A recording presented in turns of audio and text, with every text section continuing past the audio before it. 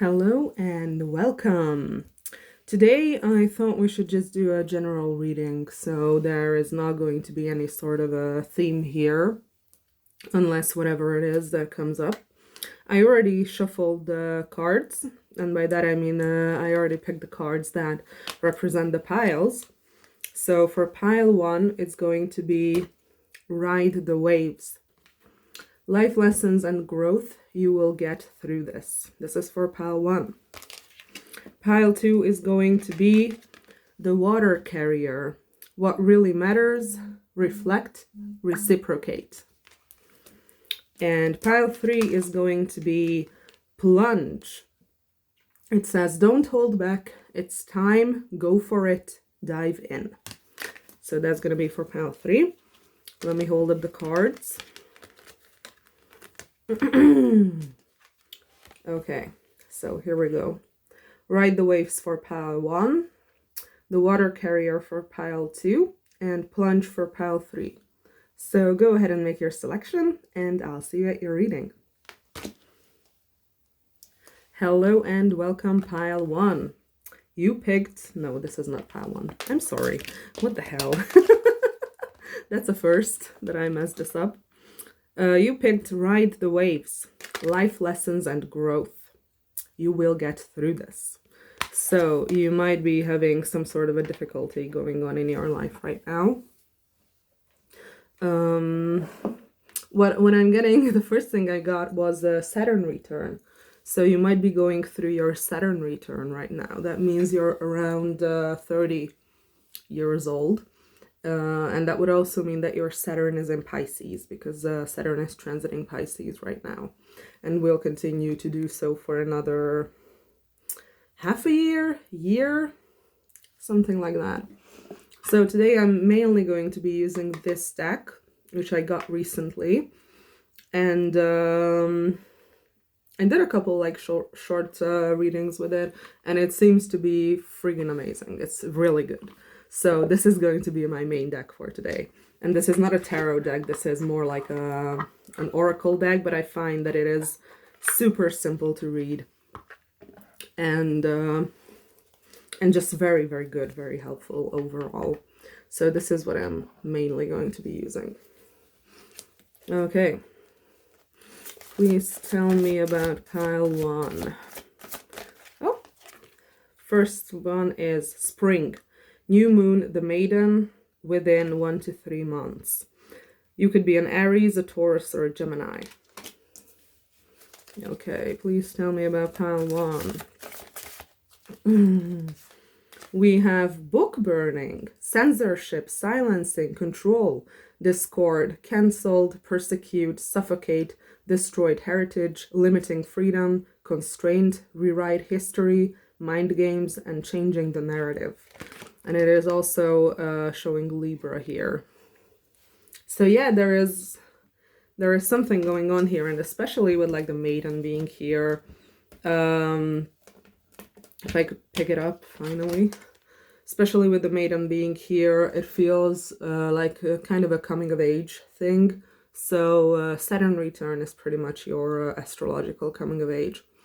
So it could very well rhyme with that thought that I had. Okay, please tell me more about pile 1. We have chocolate, another Libra card, by the way. Satisfaction, perfection, love, romance, treating yourself sweet, rich, smooth, splurge, aphrodisiac, the good stuff, fine dining, do things right, celebration, elevated mood. Okay, so right away I'm getting a couple different things here.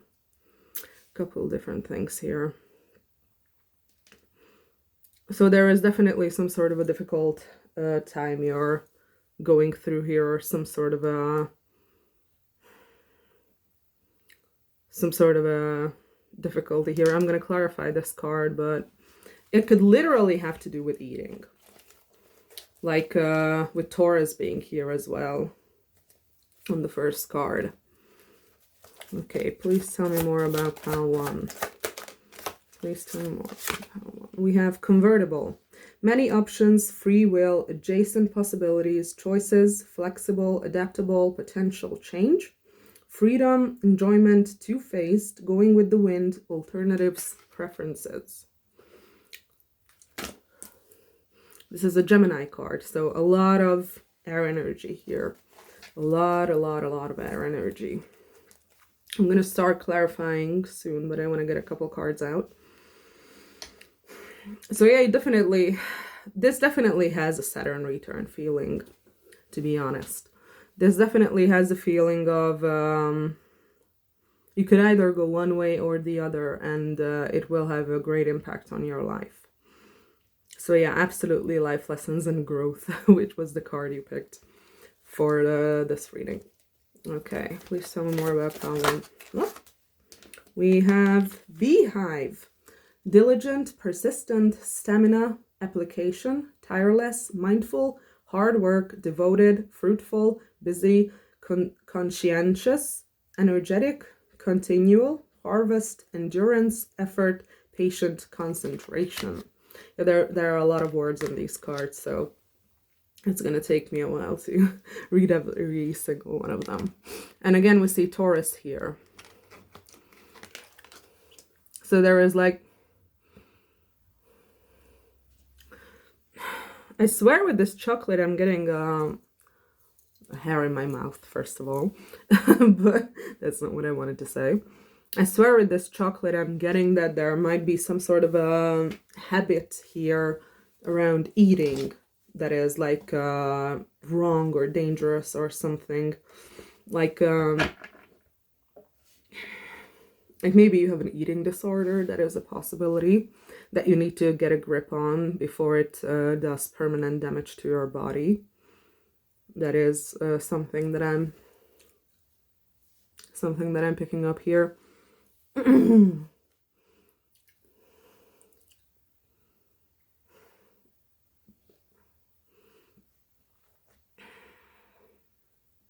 Yeah, let's get one more card and then I'm gonna start clarifying. Okay. Please tell me more about pile one. Please tell me more about pile one. Oh.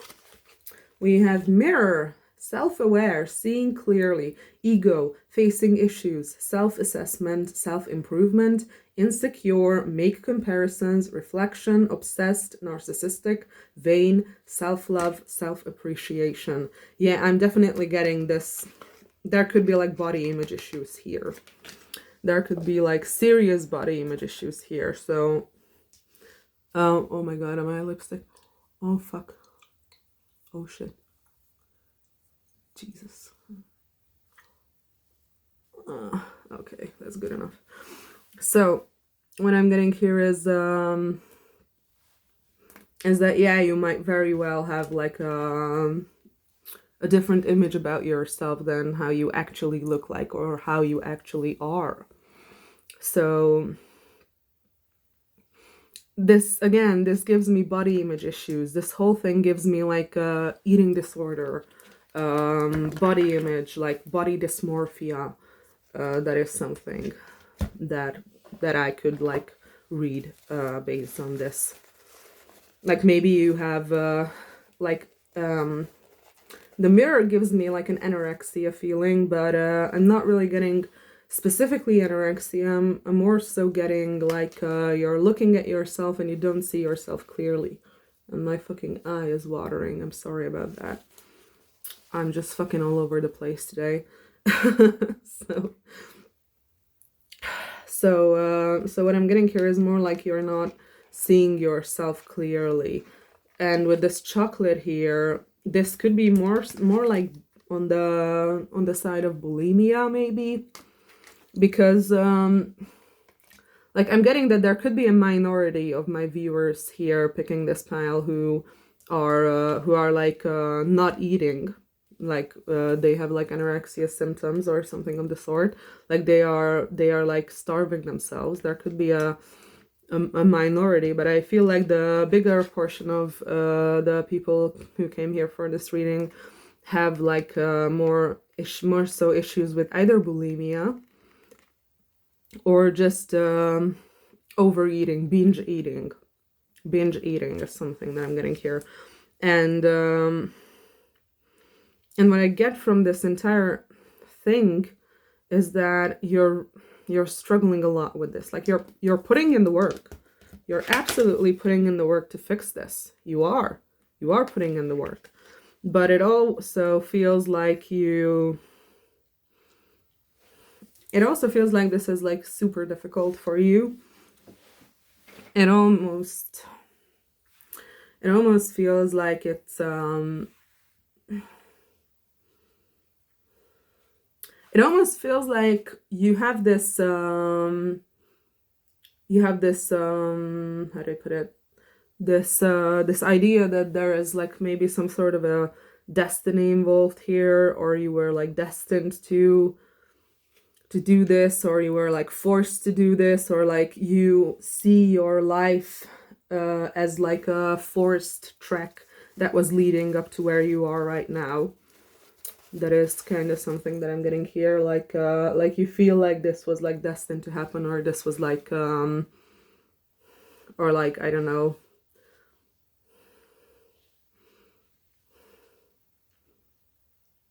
almost like you got the short end of the stick or something of the sort. Like you're aware that whatever this whole thing is, it's not your fault. It's not your fault, and that's good that you know that it is not your fault, because it isn't. But it also feels like the reason you feel this way, and the reason you feel that it's so freaking difficult to get over this or to get a grip on this is I feel like it has more to do with routines. It has more to do with routines. It has more to do with like what you're used to, with like habits, is what I'm getting here. Is that it feels like, and this is going to be very, very specific, but hear me out. This feels like in your formative years, which means that in your childhood, when the neuroplasticity of your brain was at its highest. So in childhood, we are more susceptible to information and to experiences than we are as adults, when our brains have already stopped developing. So a developing brain is what we would call like formative years, which is like I don't know, up to 25, but more so 17, 16, sort of. But yeah, your brain develops up to when you're 25 years old. So what I'm getting here is in your formative years, so when your brain was developing and the neuroplasticity was higher, you've gotten used to certain things that are now living inside you as bad habits. So like certain things happened and they gave you these bad habits, and one of these bad habits is your relationship with eating. And again, this could go either way. This could go the way that you're not eating enough, or this could go the way that you're eating too much. Or you're just using food to emotionally regulate yourself. That is something that I'm getting here. It feels like you're using food to emotionally regulate yourself. And that is what has led to the situation that feels like you have to get a grip on this ASAP, because it feels like it's going to like have a serious long-term effect on your health, is what I'm getting with this.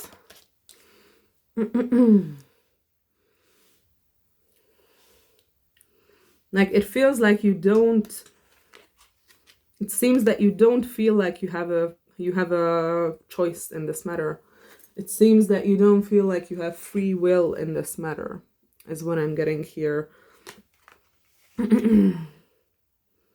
It feels like I said, you have learned to use food, maybe specifically sweets, specifically sweet foods, and like candies, chocolate, etc. It seems like you have learned to okay, sorry.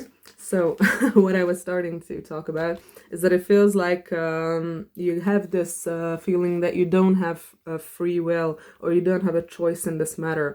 It feels like it's forced upon you, like it's like that's kind of what I'm getting with this destined feeling. It feels like you are forced to behave in ways that you yourself don't like, and you yourself know that they are not good, and they have a lot of repercussions when it comes to your self-esteem, to how your relationship is with yourself, to how you feel about yourself.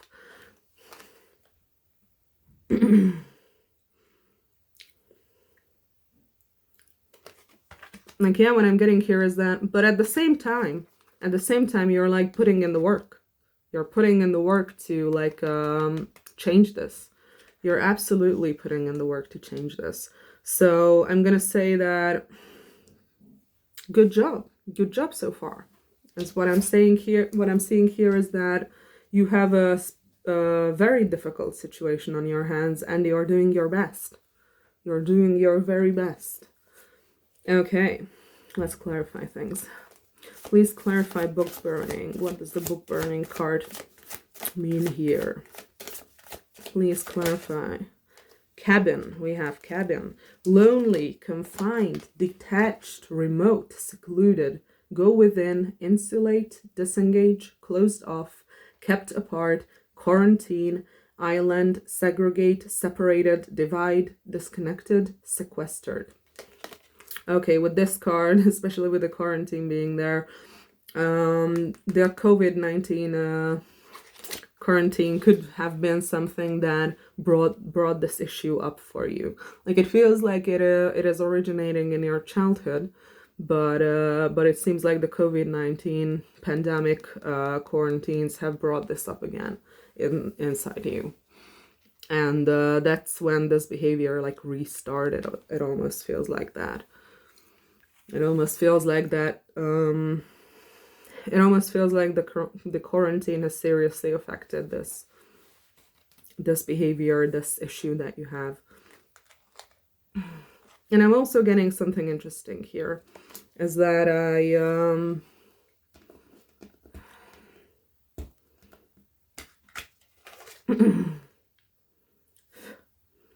is that it almost feels like, especially with chocolate being here, this is again going to be specific, but if you're within the group of people who pick this pile who are overeating, or who are specifically overeating sweets, the reason for that is because the human brain codes sweet tastes kind of like together with human connection. So like it almost works like your brain is associating sweet tastes with human connection. And the reason for that is breast milk. The reason for that is breast milk. When you're like a little baby and you're sucking on your mom's breast and you feel this sweet taste of the breast milk, then your brain learns to associate this sweet taste with human connection and safety. So what I'm getting with the chocolate being here and loneliness being here, and like this like isolated energy, what very often happens with people who are like addicted to sweets, or people who are like emotional eaters, or like are emotionally regulating themselves with their eating habits and food in general. What happens is that they require the sweet taste to trigger the part of their brain that associates it with human connection. Because a lot of the times these people are very lonely. A lot of the times these people don't get the brain chemicals that you need from social interaction. And a lot of the times these people are isolated, secluded, like things that this card is talking about. And again, another Libra. So Libra could be a very important sign here, which is again interesting because Libra is a social sign. Libra is a sign of friendships. Libra is a sign of maybe even putting other people first, but also relationships. So what I'm getting here with this this spread is that you could have an issue of being addicted to sweets. And the reason for that is that your human connections are insufficient. Like you're not connecting enough with people. You don't have, like maybe you have good connections with a couple of people, but I feel like there is definitely like too much isolation here. There's definitely too much isolation here. There is definitely negative pattern that you're continuing that makes you behave in ways that you don't want to and ways that are not healthy for you. So maybe you are like binge eating sweets or something like that. The reason for that is very likely that your human connections are insufficient. You maybe you don't have friends, maybe you don't have enough friends, maybe you have lost your parents or caregivers in traumatic ways, but there's like some kind of a trauma associated here with social things, or with society or friends or groups in general. So wait, let's see the other way around. Okay. So that's something that I'm strongly getting here. Strongly getting. Okay. Let's see what else. Let's see what else.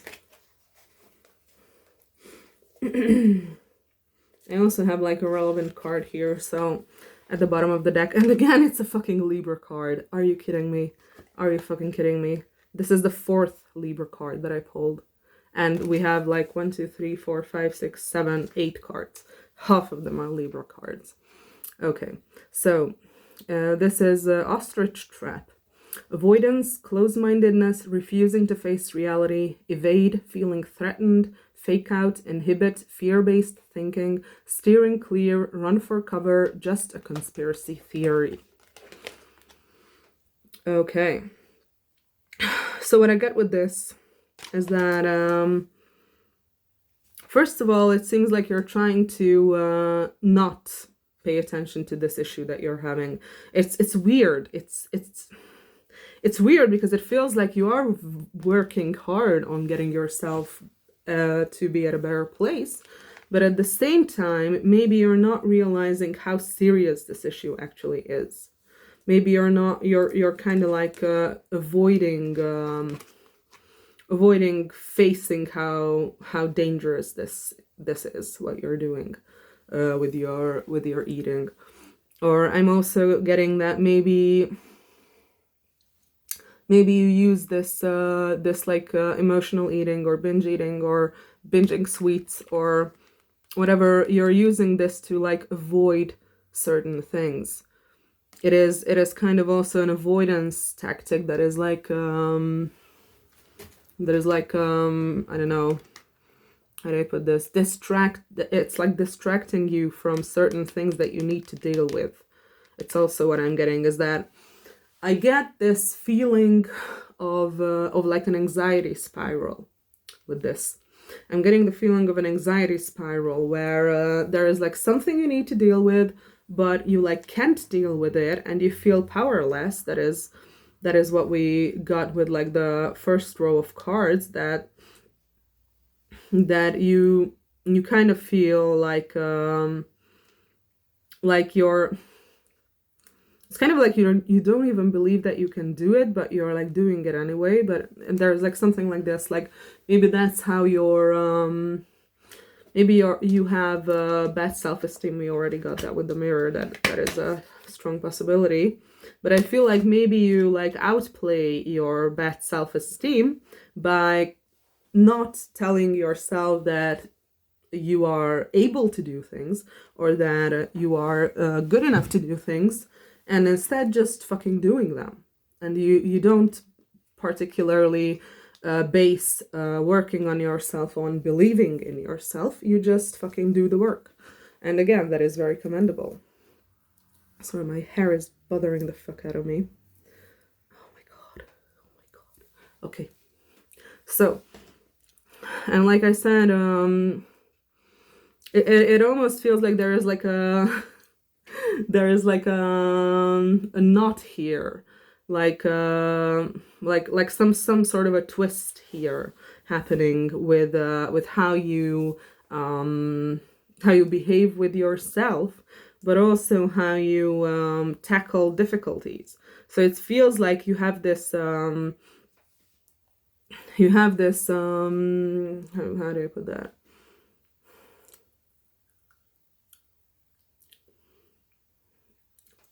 You have this tendency to, yeah, with this card roundabout. So, yeah, it feels like you have this tendency to be, I don't know, I'm getting escapism. I'm getting escapism. And maybe like these unhealthy eating habits that you are struggling with are kind of helping you to like get your focus off certain things. It's not coming off because that's my lipstick. Sorry. Oh my god, I'm really all over the place today. Anyway, so it feels like your like I said, your eating habits kind of help you to avoid certain things. And by that I mean that, like I said, I was getting the feeling of this anxiety spiral. And by that I mean that it's like you're anxious about something that you are supposed to be doing, but you're not doing it. But just in order to like calm yourself and to be less anxious, you eat sweets. And that makes you even more stressed out and even more anxious and hate yourself even more, and then you try to regulate by eating more sweets. And that's kind of the spiral I'm getting here, is that you're trying to like you're trying to ignore certain things going on in your life, certain issues going on by regulating yourself with food, emotionally regulating yourself with food.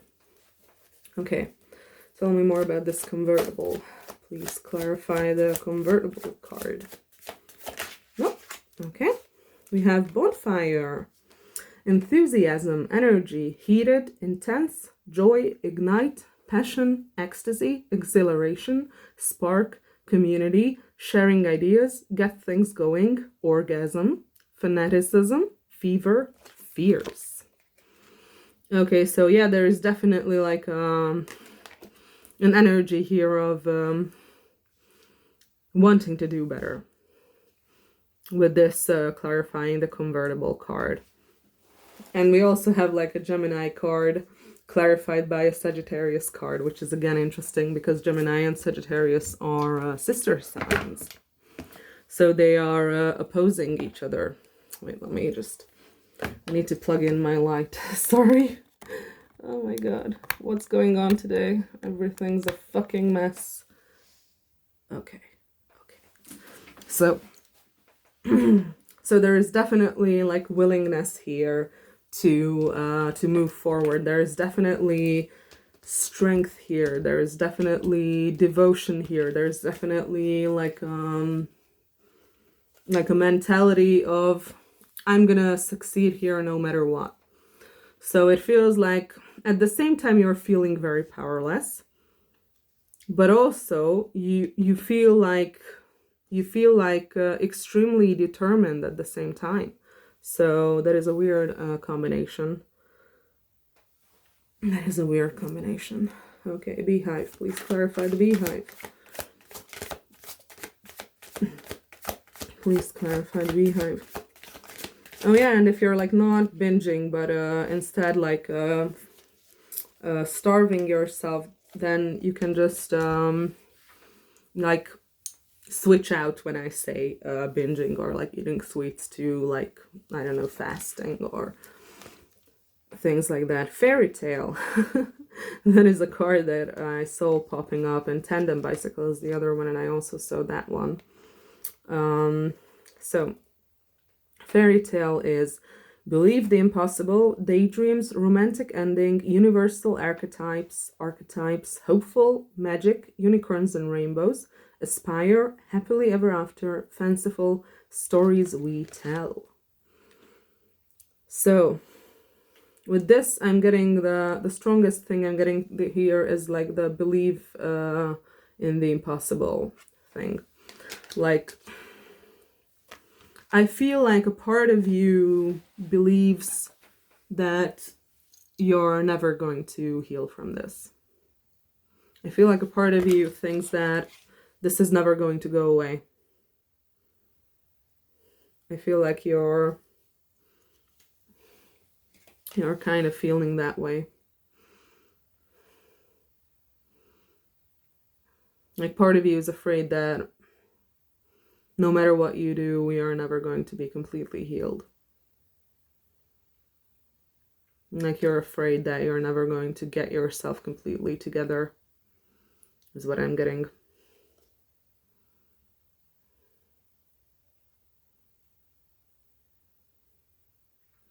But at the same time, what I'm getting with this is also that this is just a fear. This is just, I don't know. It feels like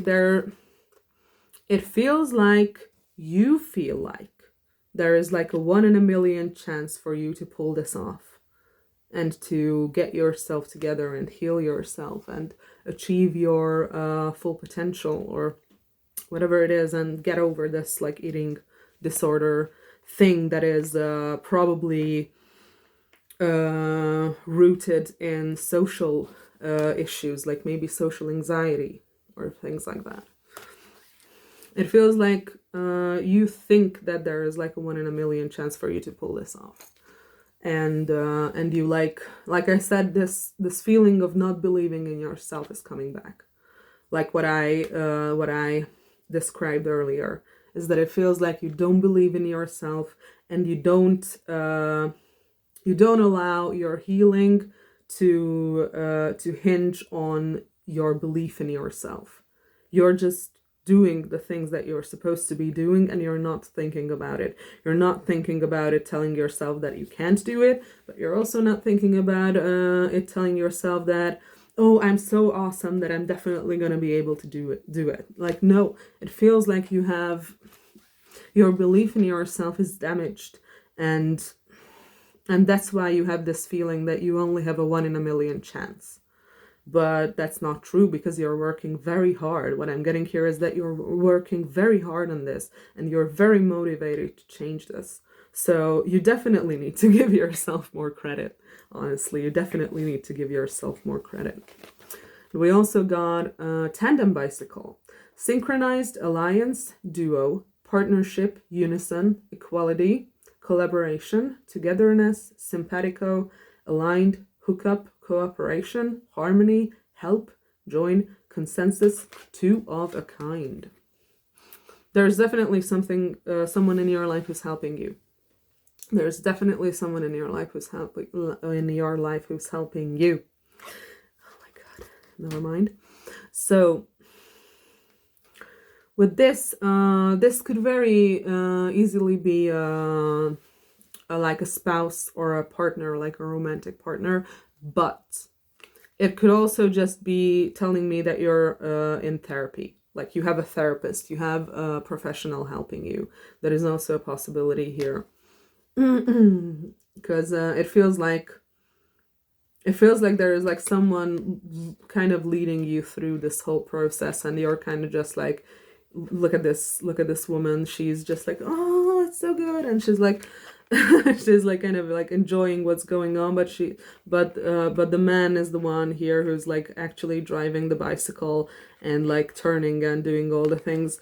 it feels like you're kind of just like there's someone here who knows what they are doing, and they are like leading you towards like a better life, like something better, something improved, and you're kind of just like having your hands thrown up, and you're just like kind of in it for the ride, and you don't know whether this will work or not work, and you're kind of just like, oh my god, I don't know where I'm going, I don't know what I'm doing, I don't know what's going on, but I'm fucking here and I'm fucking doing it.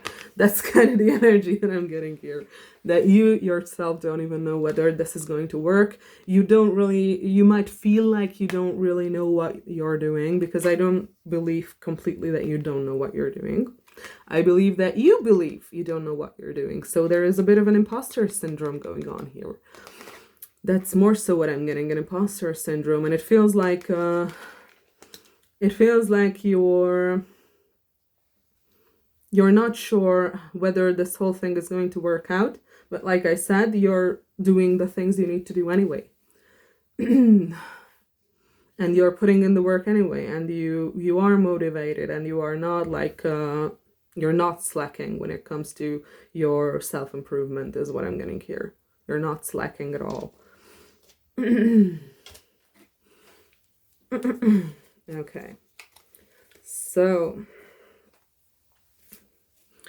anything else about pile 1? Okay, we got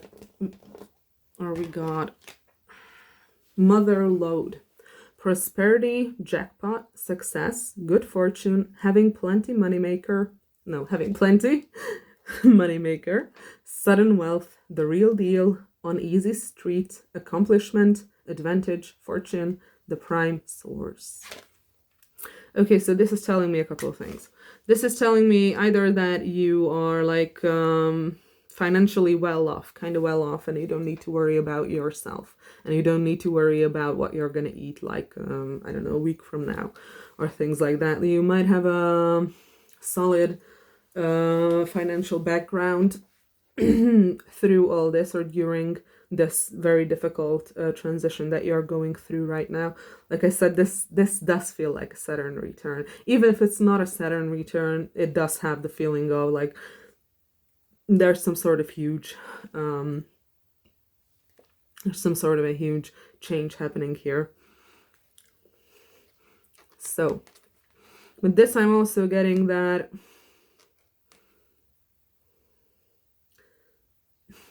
especially with Virgo here, and even if I'm talking about the Saturn return, Saturn is the kind of planet that will make you work hard, but it will also reward you if you worked hard enough. So this is kind of what I'm getting here, is that once you're through with this, this situation that you don't even know whether it's going to work, you don't even know whether you're doing it right, you don't even know whether it's ever going to come into fruition, you don't even know whether it's ever going to get better, but you're doing the work anyway. It feels like it's going to pay off big time. It's going to pay off big time. Okay. Oh yes. Oh yes. Oh fucking yes. Look at that. Rainbow. Wish granted. Serendipity. Blessing. Patience pays off. Abundance. Hope. Good luck. Patience. Promise. Godsend. Creation. Manifesting wealth. Prosperity. Perfect timing. I feel like what you're going through right now is absolutely a life lesson. It's absolutely a lesson that you need to learn. You need to learn this lesson for some reason. It could be something karmic, by the way. Like, it could be something that you need to master within this lifetime of yours. I'm kind of getting a little bit of that energy. And again, I'm getting Saturn energy. Because Saturn is the type of planet that if it's prominent in your chart, or if it has like tight angles with your personal placements, or like your inner planets, or even your luminaries, sun, moon, it's going to be very influential in your chart. And it's going to mean that the first third of your life, basically, before your first Saturn return is going to be the most difficult time of your life. So like you're gonna end up starting with the difficult shit when you're like very young, and it's going to be much easier afterwards when you have done the work to like heal yourself and things like that. So this feels kind of like that. This feels like you've been thrown the shit end of the stick, and you're doing your best to make lemonade out of lemons, basically. Okay, anything else about?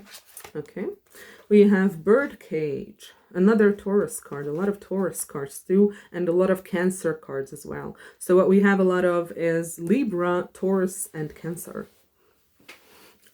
So those could be your placements. Sun, Moon, Rising, Stellium, chart ruler, you know the deal. So what this says is possessive, codependent, cling, restless, oblivious, controlled, sing anyway, want freedom, without consent, dominion, watched, hostage, confine, jealous, trapped, predator. Okay, this is talking about literally what could have happened in your past. Like this could literally be talking about what has happened in your past. Like you may have grown up in like an abusive home, or you may have gotten into an abusive relationship that was like very brutal. But I'm also getting that this is something that may have made you codependent, and that might also be something that you are working on.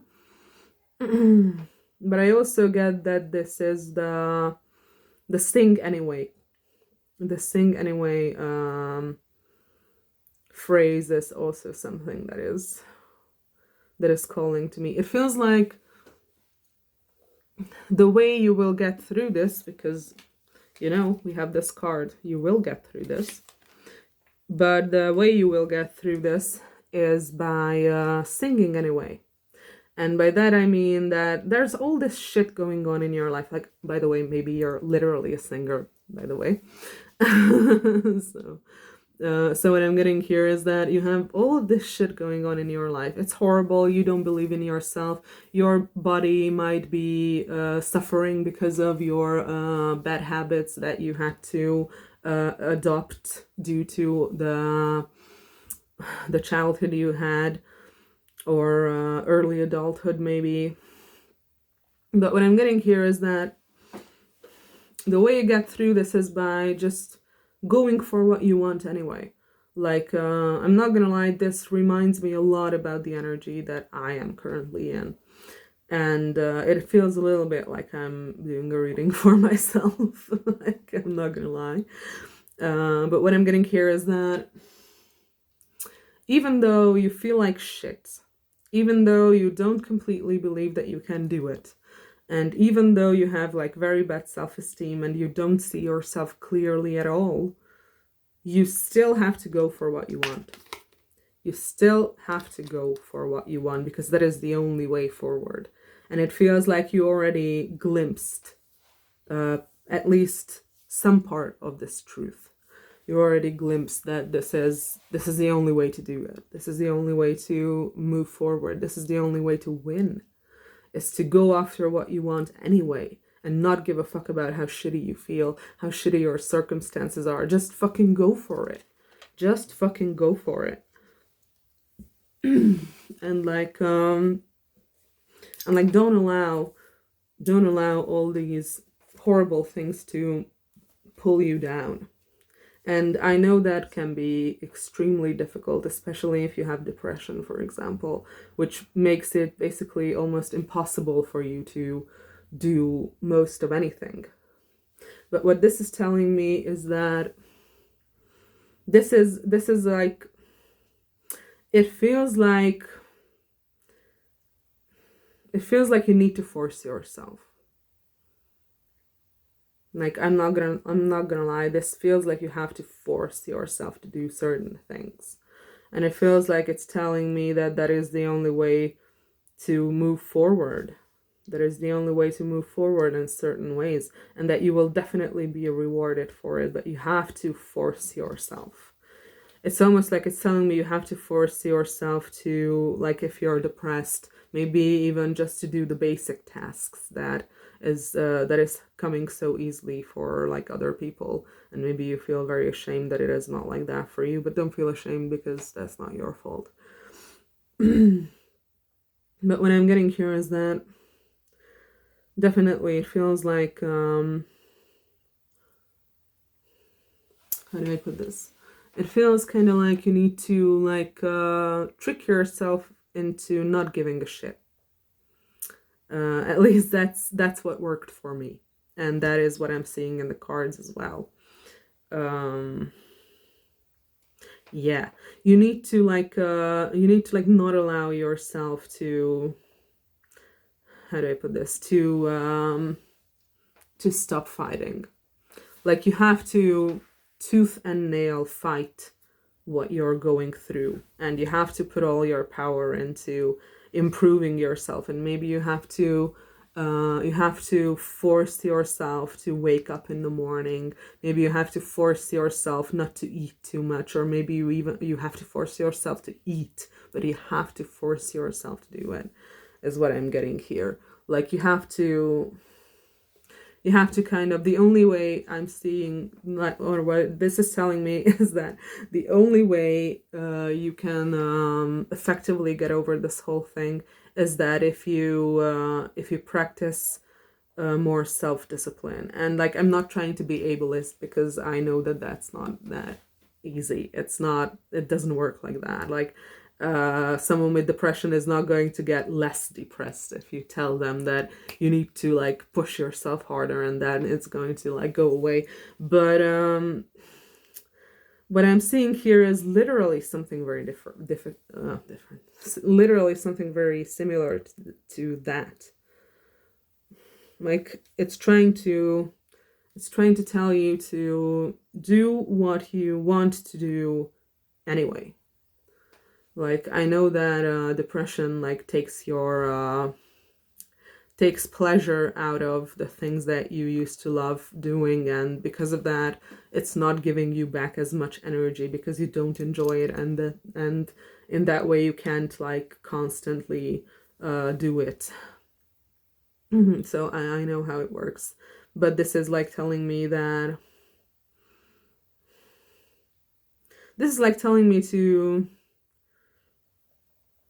to like kind of try and force yourself to do certain things, to just kind of force your, like when you don't feel like showering, you kind of have to like force yourself to go and take a shower, even if not necessarily every day. I don't know how bad this is for you, so I can't comment on that, but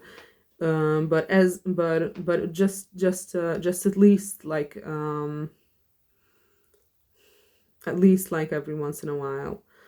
And when you feel like you don't want to eat, like you don't have an appetite, and if you're like underweight, then you have to force yourself to eat. And if you feel like you want to binge and you want to eat like, I don't know, like 3 whole bars of chocolate, or I don't know, 5 bars, I don't know how many you eat, you have to force yourself to say no to that. And this is kind of what I'm getting here, is that you don't believe in yourself, you don't believe that you can do it, or at least it's not a matter of belief for you. For you it's a matter of doing, for you it's a matter of action. That's what I'm seeing here, is that even though you don't necessarily believe that you can do this, even though you might think that it is like a one in a million chance that you can pull this off, you absolutely can pull this off. But it does feel like there needs to be more self-discipline here. There needs to be more self-discipline here, or even if like not more self-discipline, you have to, like, anhedonia sucks so much, and I know that's basically the inability to feel joy, and that is one of the symptoms of depression and other mental health issues or illnesses as well. but with this, I'm getting that maybe there are things that you really enjoyed in the past that you haven't been doing for quite a while now. And maybe you should try doing it again. Maybe you should try. I get that you have this, I don't feel like it. Like, I don't want to do it. Like, I don't have enough energy to do it. I don't want to exhaust myself doing it. Like, that's kind of the energy I'm getting from you. But just try it out. Just force yourself to do it and see what happens. See what happens. See whether it makes you feel better. Because actually, if you want to get out of depression, building certain it also depends on the type of depression, but building certain habits can tremendously help your mental health. Tremendously help your mental health. And when it comes to building certain habits, it is also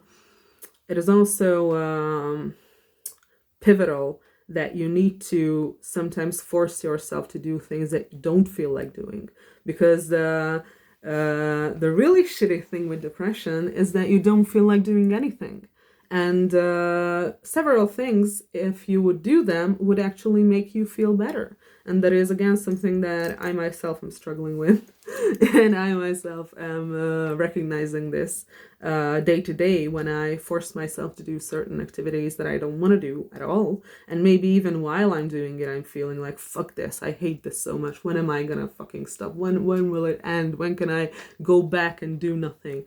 But but the thing about it is that afterwards, you feel like a new person. You feel so much better. You feel so much better after you forced yourself to do something that you don't want to do, but you know is going to be good for your mental health.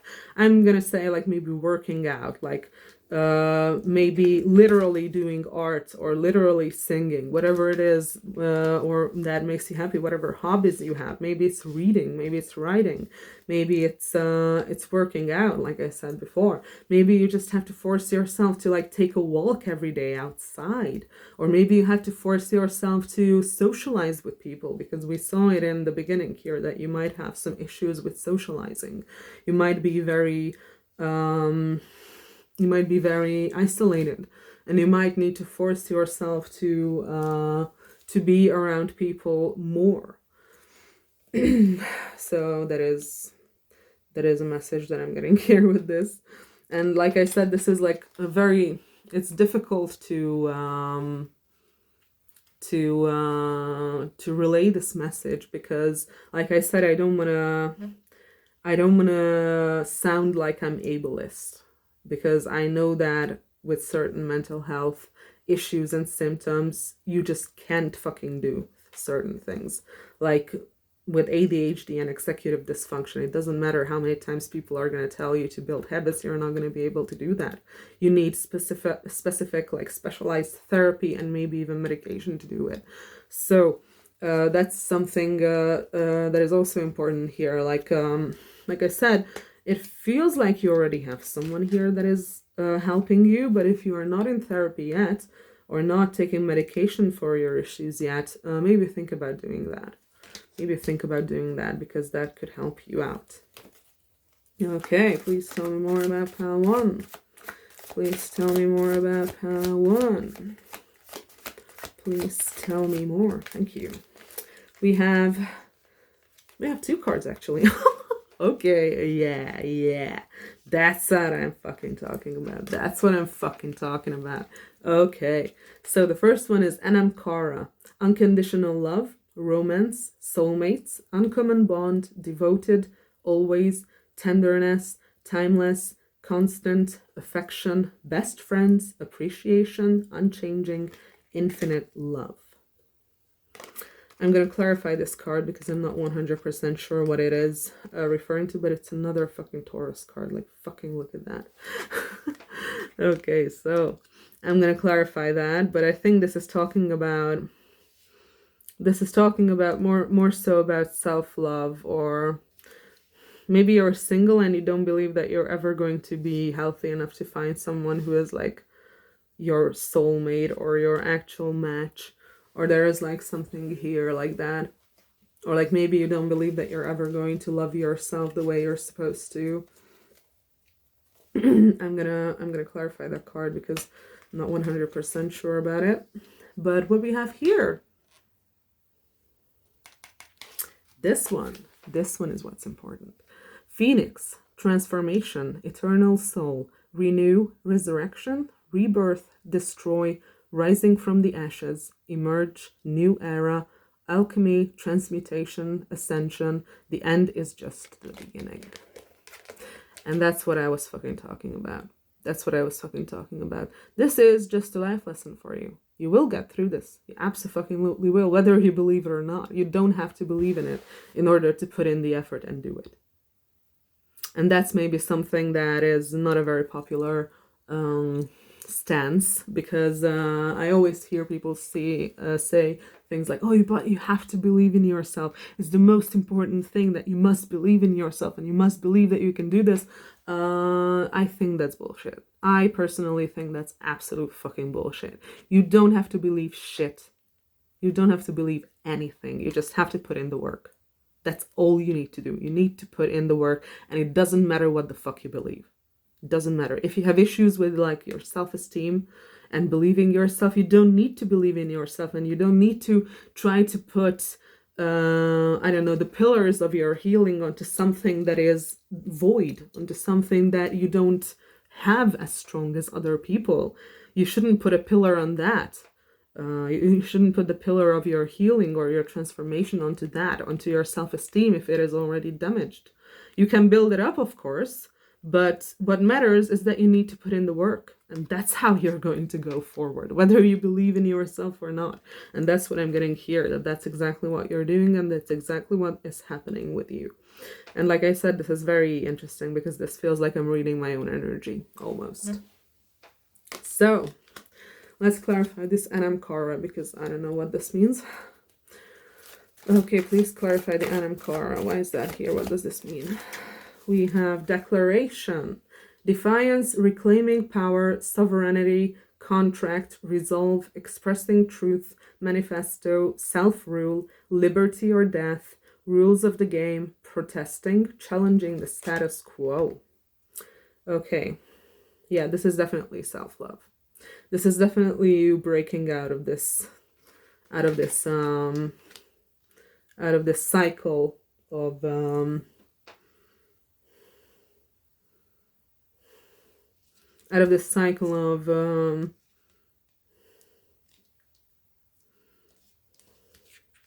how do I put this?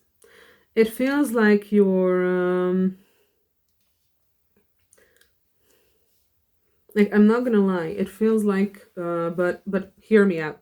It feels like you're driving an empty car, and you're like not even driving it, you're pushing it. Because what I see here is that you don't have the belief in yourself that you would require. You don't have the energy that you would require. But through sheer force, sheer willpower, you're fucking doing this thing anyways. And you don't give a fuck. And you're like right behind your car that is totally empty, and you don't know what to do with it. And you're fucking pushing it all the way through the highway until you get where you want to be. Until you get where you should be. And that's exactly what I'm seeing here. It feels like you're defying all odds. It feels like you're defying all odds. Like you don't give a fuck what you should be capable of doing and what you shouldn't be capable of doing. You're just fucking doing what you want to do. You're just fucking doing what you know that you need to do. And nothing's gonna fucking stop you. That's the energy I'm getting here. And it also feels like you're going to get out of the cycle of believing that this whole thing is just a 1 in a million chance. No, it's not. No, it's fucking not. It's up to you. It's up to the amount of effort you're putting into it, and you are putting a lot of effort into it. So what I'm getting here is that there is going to be like some sort of an awakening here with this Anamkara and declaration cards of you finally realizing that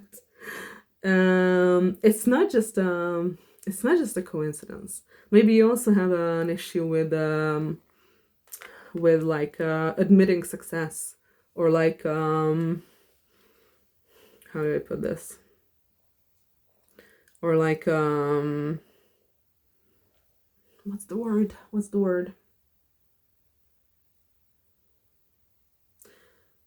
I don't remember. It's like on the tip of my tongue, but I don't know. So, attribution. Thank you. Thank you, subconscious. So what I'm getting here is that you might have an issue with attributing successes to yourself. And that's why you believe that this is like a 1 in a million chance. You don't see yourself succeeding. You only see yourself failing. And you are succeeding in a lot of things. And you are doing a lot of things amazingly well. So I'm here to tell you that you are fucking doing amazingly. You are doing fucking amazingly. Amazingly. But at the same time, you might have issues, like I said, attributing successes to yourself. It feels like you always attribute successes to someone or something else. Like, oh, maybe you just got lucky. Like, oh, maybe this was like your therapist helping you. Or, oh, maybe this was just like the medication that you're taking, like some new medication. Or, oh, maybe this was just like a person that I met who helped me. Or maybe this was just, I don't know, a lucky streak. But that's not the fucking case. That's not the fucking case. This is not luck. This is not blind luck. This is you making things work. This is you working out things despite the horrible hand that you've been dealt. This is you working things out. This is you working things out. This is you coming to conclusions. This is you walking this path. This is you succeeding, not someone else. Not someone else at all. So like I said, it feels like that is also something that you're going to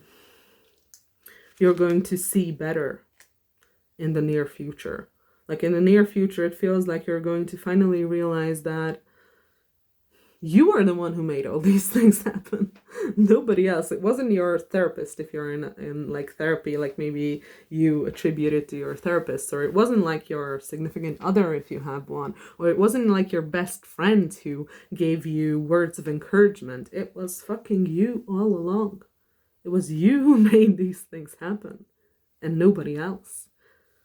Nobody else. Okay, we're at 1 hour, so I'm gonna close the reading pretty soon. Let's see any like closing messages for pile 1. I don't think I'm gonna use any other decks right now. I have all my decks here, but I don't feel like using any of them. Okay, so any closing messages for pile 1? We have Emerald, another fucking Taurus card.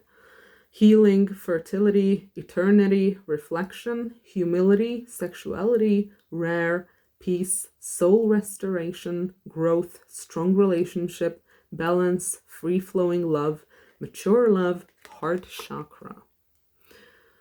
I feel like this is kind of your destination and your road at the same time. Like maybe it feels like you're kind of chasing after some sort of perfection, some sort of level of healing that you imagine yourself to be at. But it feels like I said, your goal is your path at the same time. It's like maybe the real blah blah blah was the friends we made along the way. It's kind of like a stupid proverb to put this with, but the point is that it's not just a destination, it's the journey as well. It's a journey as well. Like it's not just one destination that you're gonna reach and then everything is going to be fucking perfect in your life. It's also your path. It's also your path. Continuous improvement, continuous healing. That is something that I'm getting here, is that if you think back to yourself a couple years from now, or a couple years ago, sorry, maybe that way it's easier to put into perspective how much you have evolved, how much you have changed in the past. And like if you say, let's say the past 5 years, like if you look back at yourself 5 years ago and you look at yourself right now, then you're probably going to see and realize that you've made a lot of progress. You made a lot of progress, and it feels like that is a source of happiness that you can have by retrospectively looking at yourself and all the all the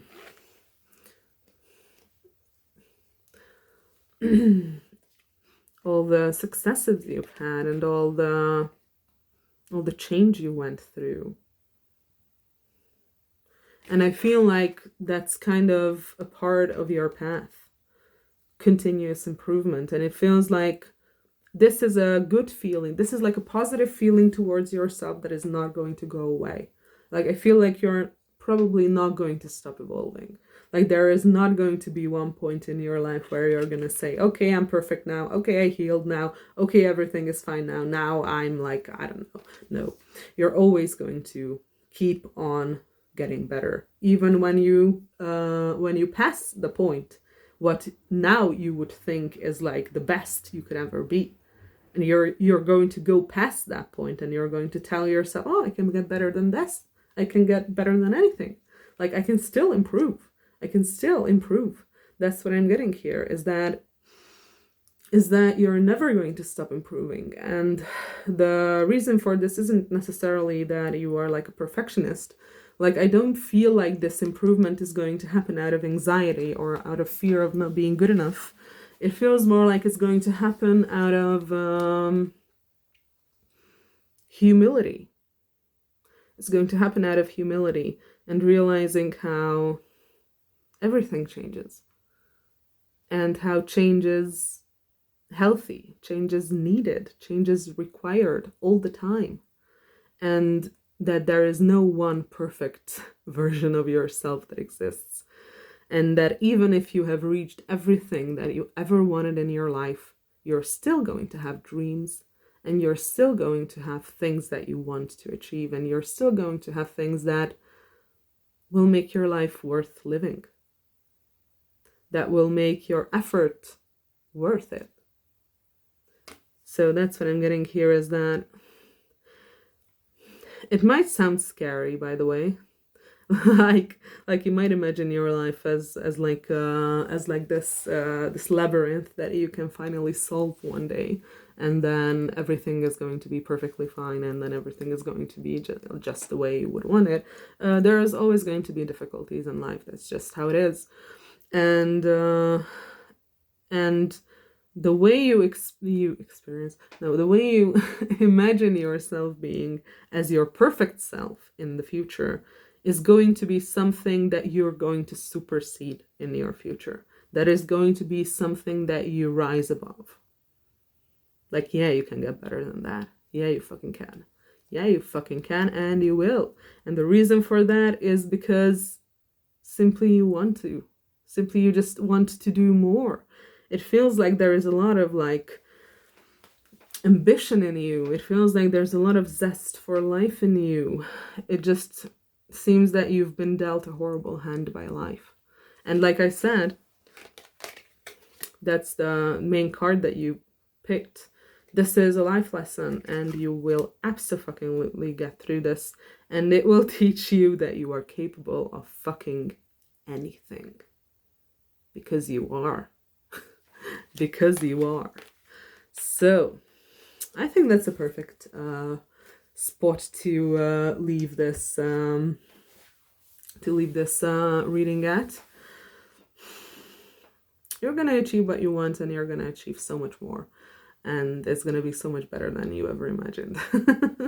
So anyway, I hope you liked this reading. I hope I could help, and I hope to see you in the next one if you feel like it. Bye. Hello and welcome, pile 2. You picked the water carrier. What really matters? Reflect, reprioritize. So right off the bat with the water carrier, you could be an Aquarius, or Aquarius could be an important sign in your chart. Doesn't necessarily have to be, but let's keep on going. Okay. I'm probably only going to use one deck for this reading, which is this one, which I recently got. And I find it incredibly good and incredibly easy to read, but also very informative. So I've done the entirety of pile 1 with this deck, so I might do the entirety of your pile with this as well. Okay, so now that we cleanse the deck, please tell me about pile 2. Please tell me about pile 2. Please tell me about pile 2. What's going on with pile 2? What's going on with pile 2? What's going on with pile 2? Ooh, we have the cross. Sacrifice, down for the cause, release, let go, giving up, surrender, put others first, or puts others first, for the greater good, dogma, heroic effort, purpose-driven, martyrdom, and hear the call. And there are a lot of like these buzzwords on these cards, so they take a while for me to read out loud. Okay, so there's some sort of a sacrifice maybe here. Let's keep on going. Please tell me more about pile 2. Please tell me more about pile 2. What's going on with pile 2? What's going on with my pile 2 people? Please tell me more about pile 2. Please tell me more about pile 2. Cards are much more reluctant than they were in pile 1. Oh, we have yacht. Adventure, affluence, luxury, mobility, travel, great ease, smooth sailing, sophisticated, with the wind, self-indulgent, prosperity, comfort, wealth, over the top, extravagant. Okay. So, I'm not getting a theme yet. So let's keep on going. Please tell me more about pile 2. Oh, we have water carrier. Are you fucking kidding me? Are you fucking kidding me?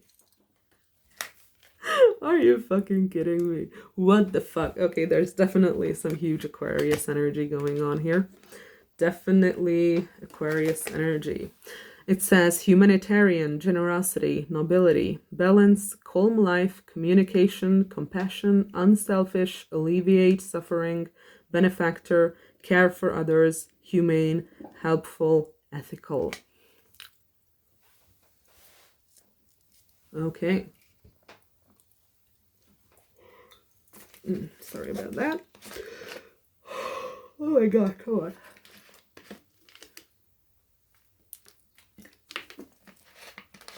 Okay.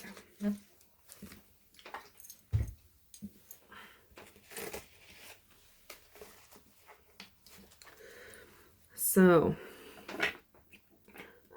there definitely could be like some martyr, like self-martyrdom happening here. Please tell me more about pile 2.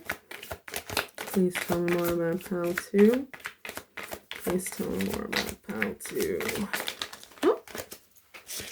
We have hot air balloon. Balance, uplifting, freedom, going with the flow, rise above, don't resist, new perspective. Sorry, I fought back a yawn. New perspective, untouchable, defying gravity, continuous flow, ascension, view, elevate, feeling good. Okay. Let's tell me more about pile 2. Oh, we have 2 cards that flipped here. We have Person of Fire, the trend-setting leader, confident, visionary, catalyst, energetic, entrepreneur, sexy, outgoing, creative, ruthless, courageous, strong-willed, teacher, actress, entrepreneur, artist, PR. So someone here could be a fire sign, Aries, Leo, Sagittarius. And we also have flamingos. Soulmates, lovers, union, courtship, dating, attraction, seduce, long-term potential, displays of affection, charm, it factor, two of a kind, alluring, and je ne sais quoi. I think that's how you pronounce. I have no idea how you pronounce this, but or je ne sais oui. I don't know. I don't speak French. But those are the cards we have. Okay, so I was picking up on a relationship here. And I wasn't sure, but now I am. Now I am sure that this is a relationship that we're seeing here. Okay. So, we also have friends here. This just like popped up when I cut the deck. So this could be someone who you're friends with, or someone from your friends group. Like maybe Aquarius is coming up so heavily because Aquarius is the sign of like friendships, is the sign of social connections.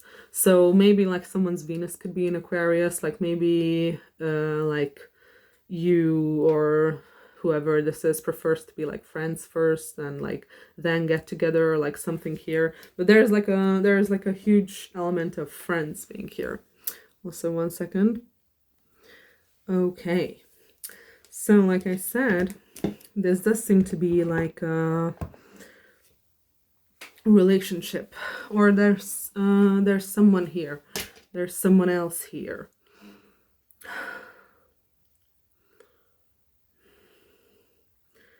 Like it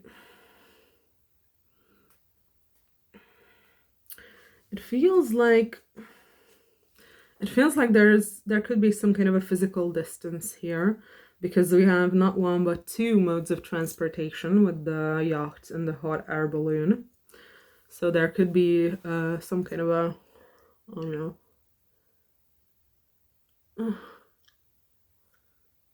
Okay, whatever.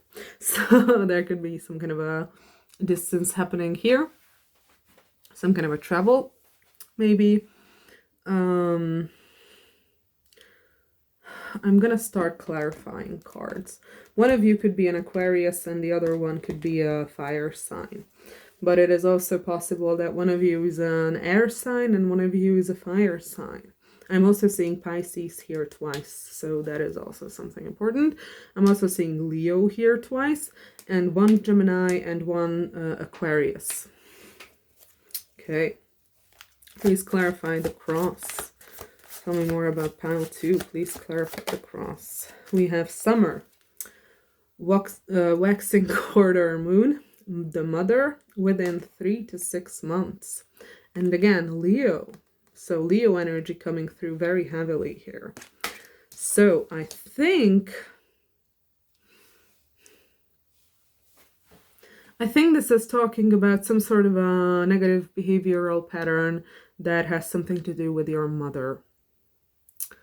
I feel like there might be some kind of a martyrdom here happening that has something to do with your mother. Like maybe you are someone who like self-victimizes often. Maybe you're someone who, oh my god, and I cut the deck and I got person of air. So yeah, one air sign, one fire sign between the two of you. One of you is an air sign, one of you is a fire sign. Okay, so what I'm getting here is that with cross and mother being here, like this could literally mean that your mom died. Like, I'm not gonna lie, this could literally mean that your mom has passed away. And I'm very sorry if that happened. I'm very sorry if that happened. But what this is also talking about is that whatever happened with your mom, this this kind of created like a negative behavioral pattern inside you. And what I'm getting called to is like giving up, surrender, let it go. And also like this martyrdom. It feels like maybe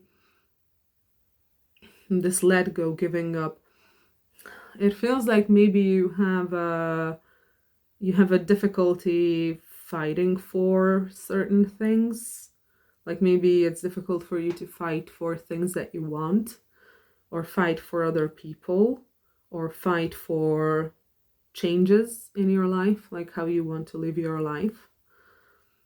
It feels like Like this is something that comes up pretty often in my readings, but this feels a little bit like learned helplessness.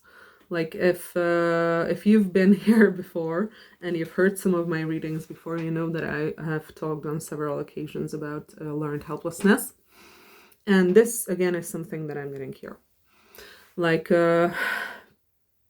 maybe whatever happened with your mom, or however your mom raised you, because it doesn't necessarily just have to be something bad that happened. It could also be something that she inadvertently taught you. What I'm getting here is that, yeah, learned helplessness could be like a thing for you, which basically means that that even though there is like a chance for something, or even though you can like achieve something that you would want, you decide to not even try because you are like conditioned to believe that it's not going to work anyway, and you're not going to succeed anyway, and you're just going to fail, and there is no point putting in the effort. Either that, or that you're like too afraid to again, this is not the truth. This is how people with learned helplessness kind of see the world. Maybe it's that you're afraid that it will be proven that you are not good enough and you can't achieve this thing that you want so badly.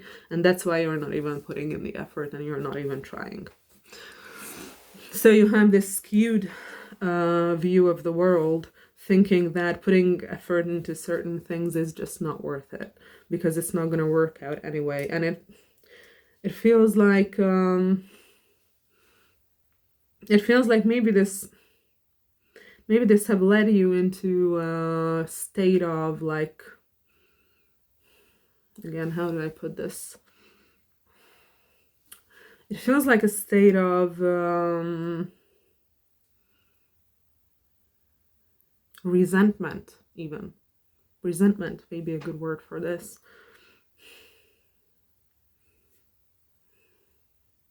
Like, there is a joke in my country about what I'm seeing here.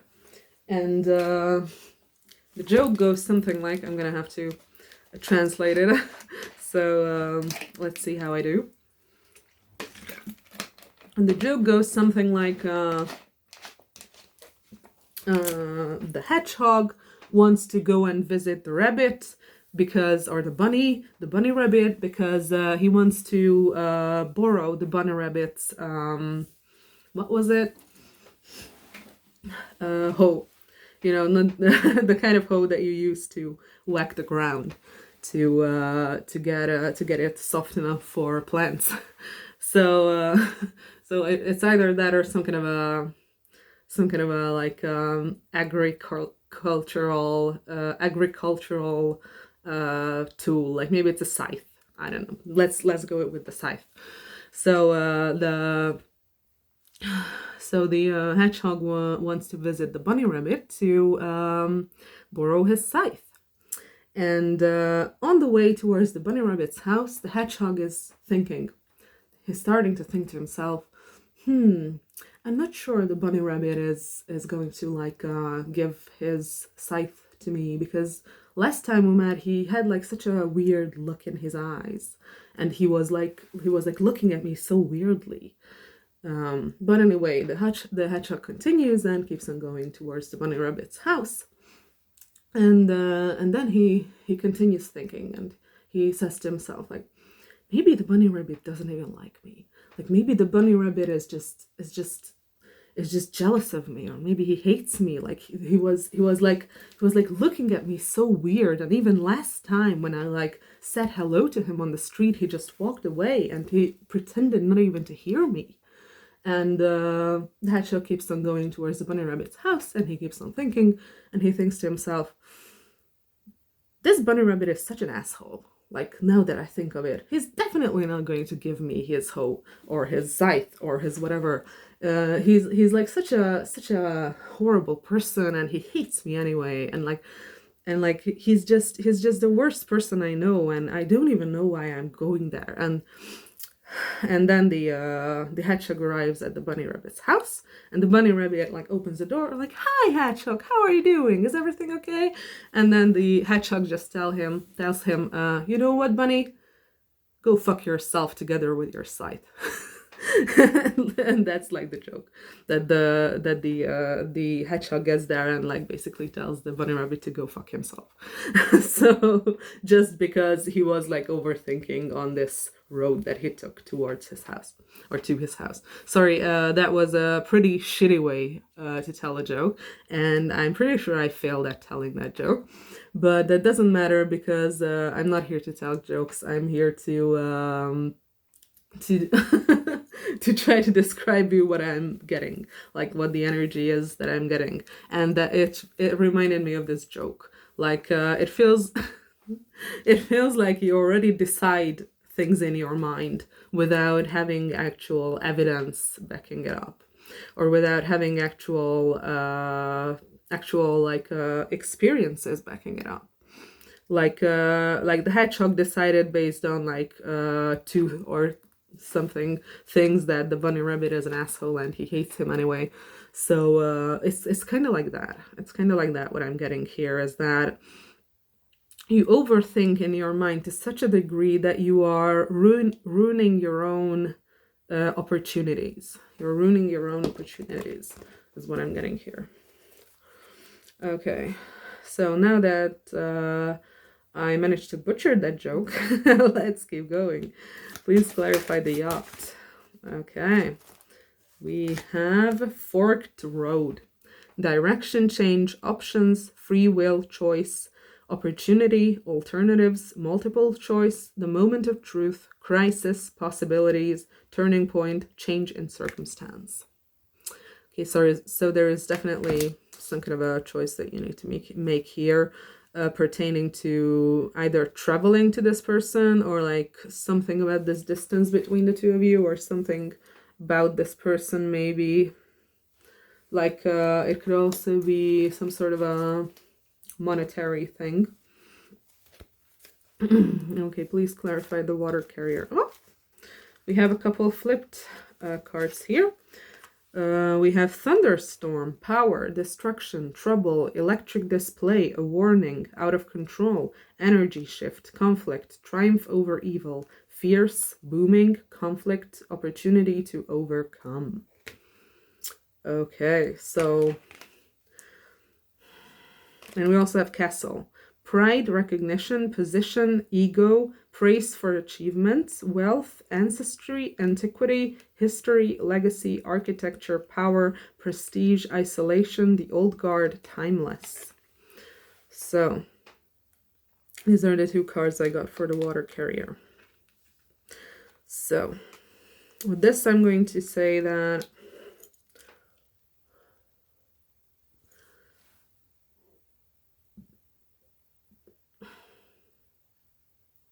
I feel like this person intimidates you. Like, I feel like this person intimidates you. Like, it seems like,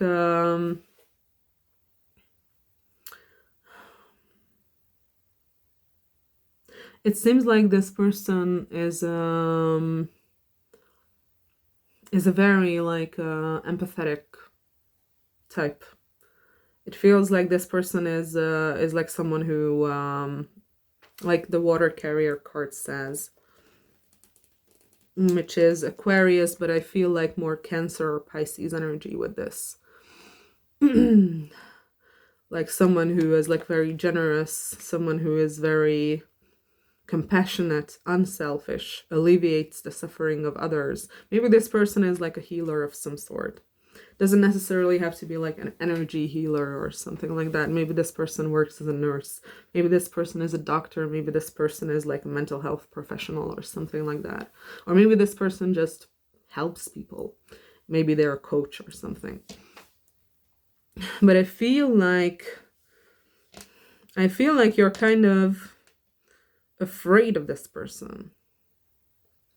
I feel like you're kind of afraid of this person, despite the fact that they are very balanced. I'm also getting like a Libra energy here. So like this energy, this person feels like a combination of water and air. Like yeah, like humanitarian but very empathetic as well. And it feels like maybe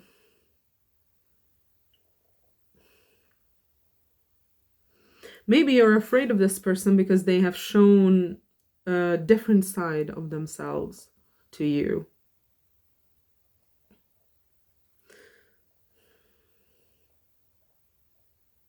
I'm not gonna lie, this feels like maybe you're afraid that this person is like angry at you, or like this person would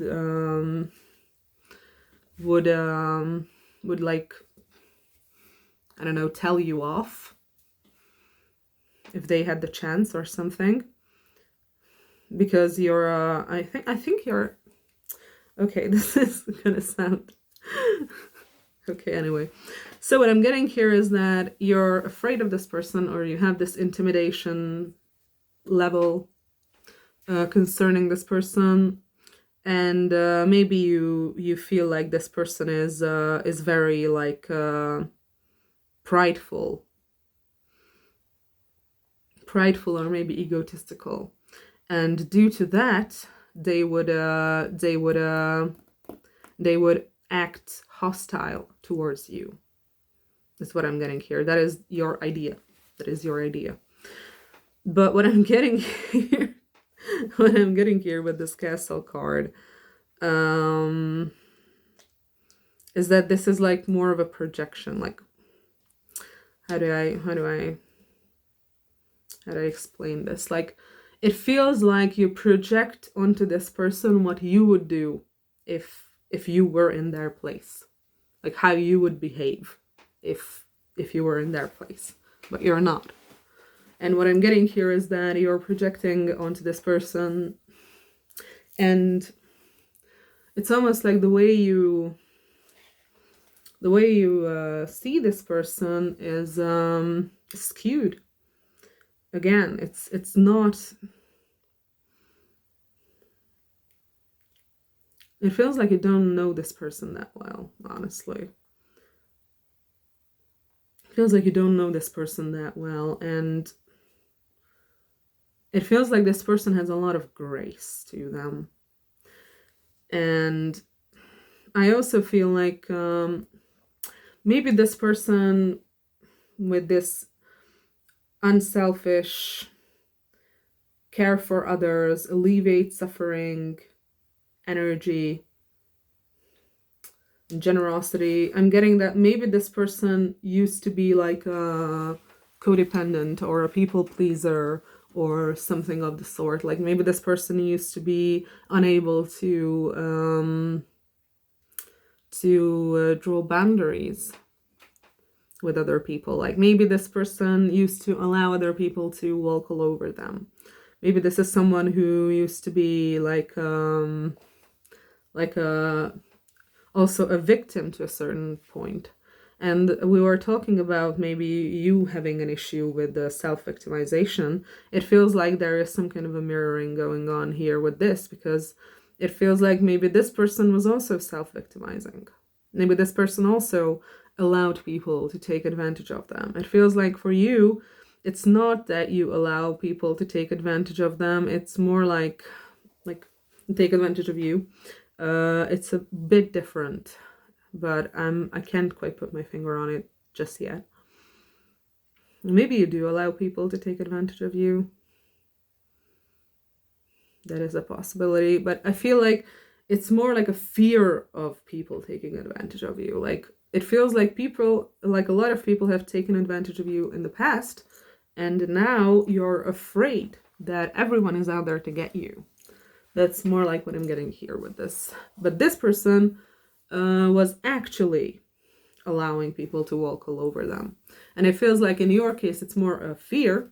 And it feels like this fear pushes you towards the opposite side of this scale.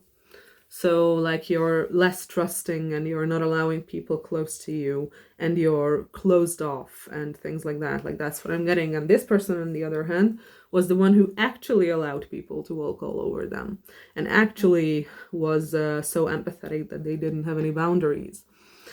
And it feels like maybe this person, throughout the time that you've known them, has learned to draw boundaries with other people. Like this person may have healed a lot throughout the time that you've known them. And it feels like that kind of intimidates you. Like this person is not going to behave the way that they used to behave. I feel like you're aware that this person is like not behaving the way that they used to. But at the same time, you don't completely know what they will do or how they will behave. And I feel like that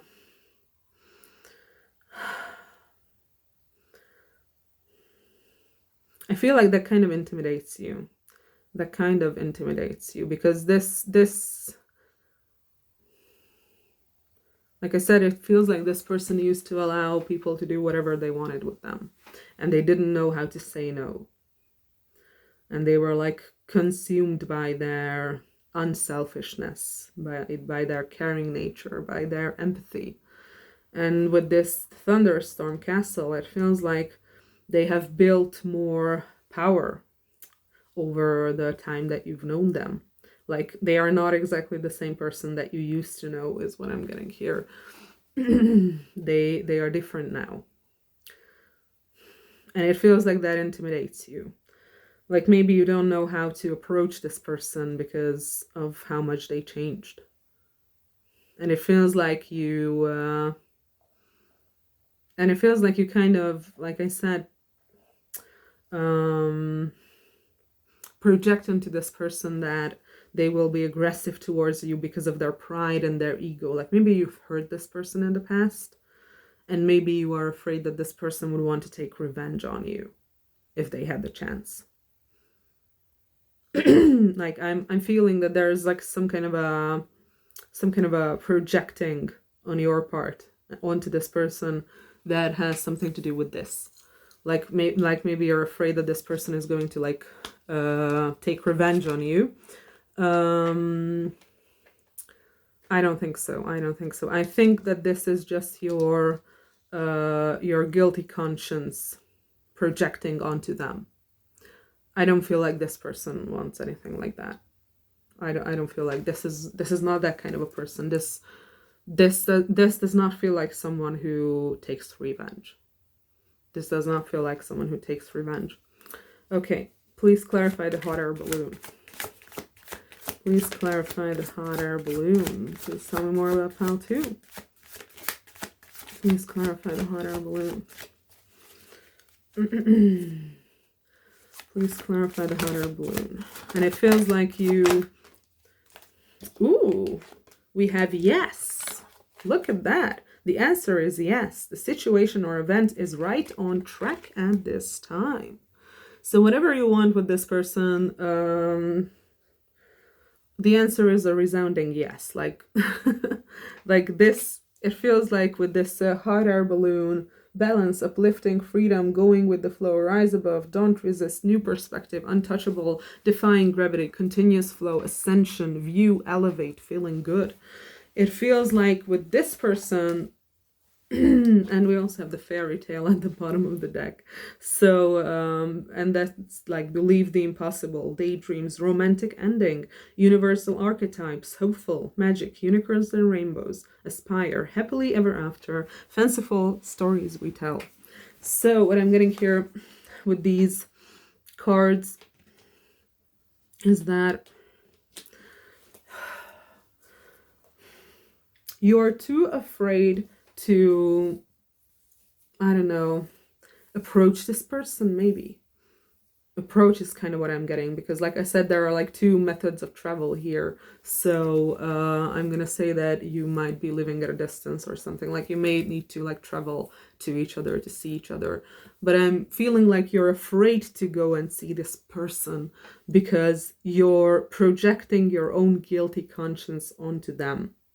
And you're projecting onto them that they're going to want to take revenge on you, or they're going to want to hurt you, or they're going to want to be like rude to you. And it feels like you are very, very, very much afraid of that, because you know that this person is very powerful. It feels like this person is very powerful but very gentle at the same time. Like this is someone who doesn't take their power lightly, is what I'm getting here. And it feels like you want to go and see this person. You want to see this person, but you're afraid. You're afraid to see this person because, like I said, your own guilty conscience is projecting onto this person.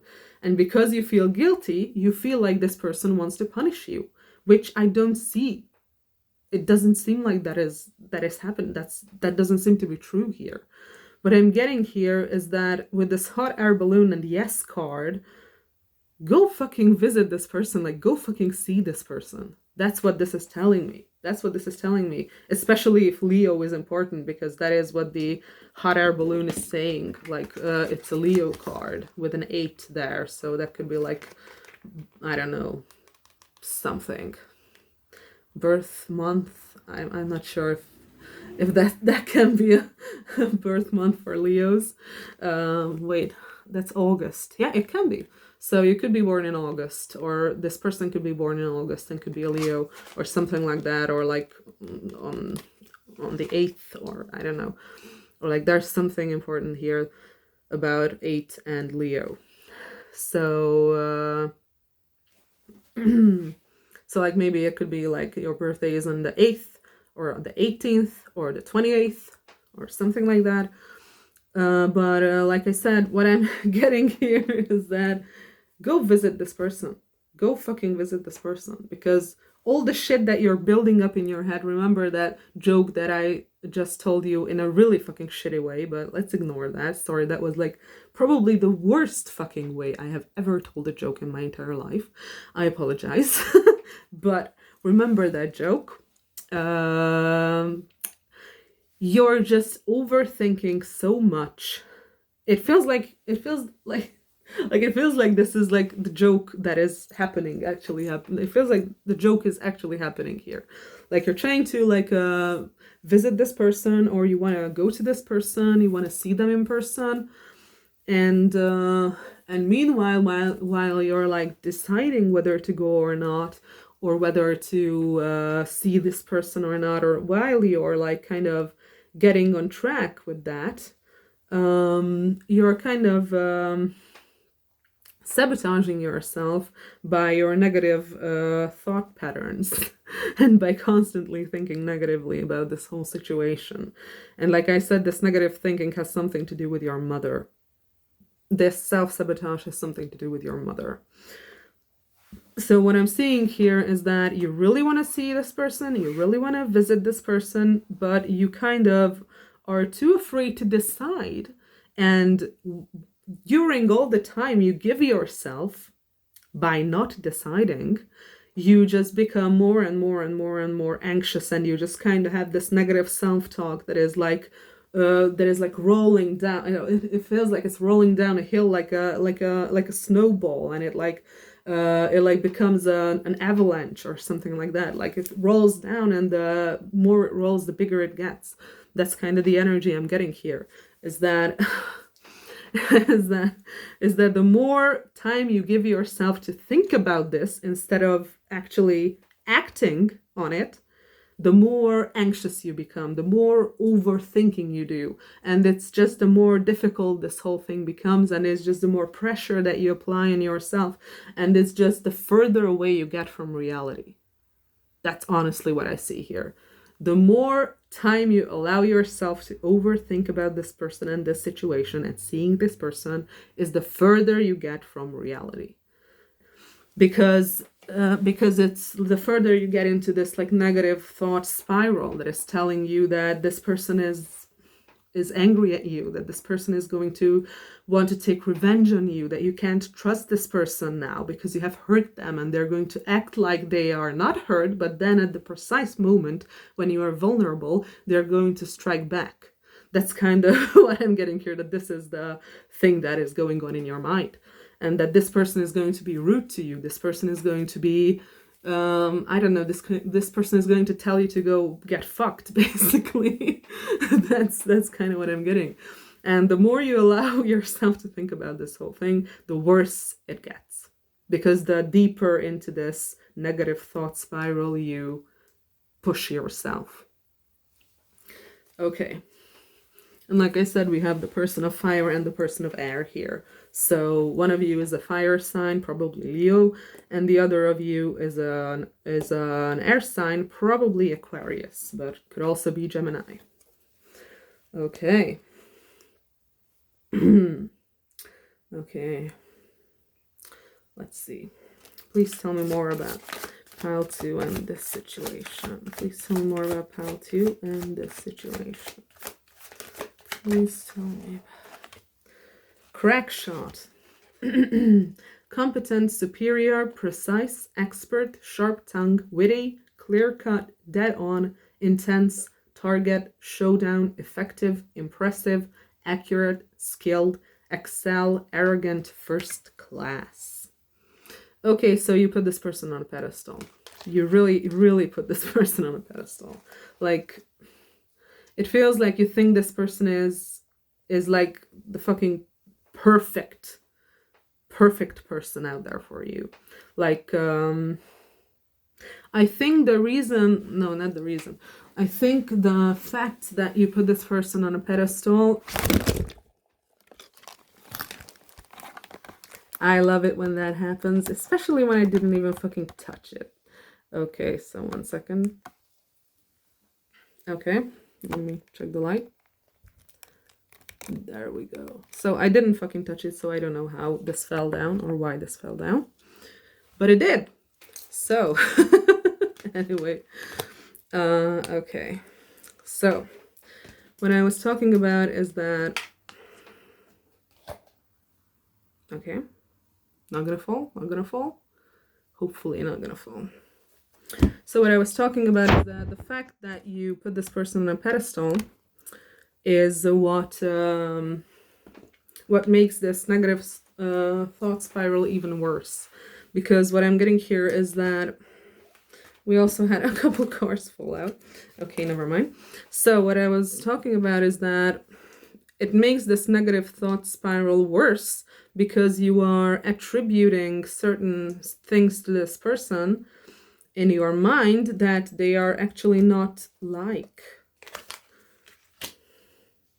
Like, it feels like you kind of made up this person in your mind, or like made up how this person is in your mind, but you don't actually know whether they are like this or not. But the issue here is not really that. The issue here is that since you put this person on a pedestal, that means that you idolize this person and you forget about their human qualities. You forget the fact that this person is a human being, and they have issues, and they have difficulties, and they have flaws like everyone else. And it feels like the reason why it's so difficult for you to take a step towards this person or to visit this person is because you think so highly of them. And you forget that they are also just a human person who deal with the same things that you deal with on a day-to-day basis, or like whatever. By that I mean that they still have to eat, they still fart, they still have to go to the bathroom, they still might have, like, I don't know, fungi infections on their feet or whatever. I'm just making shit up. But the thing is that this is just a human being. This person is just a human being. And it feels like you forget that this person is just a human being, and that applies even more pressure onto you, and it makes you feel kind of inferior to this person. And at that point you feel like you are, how do I put this?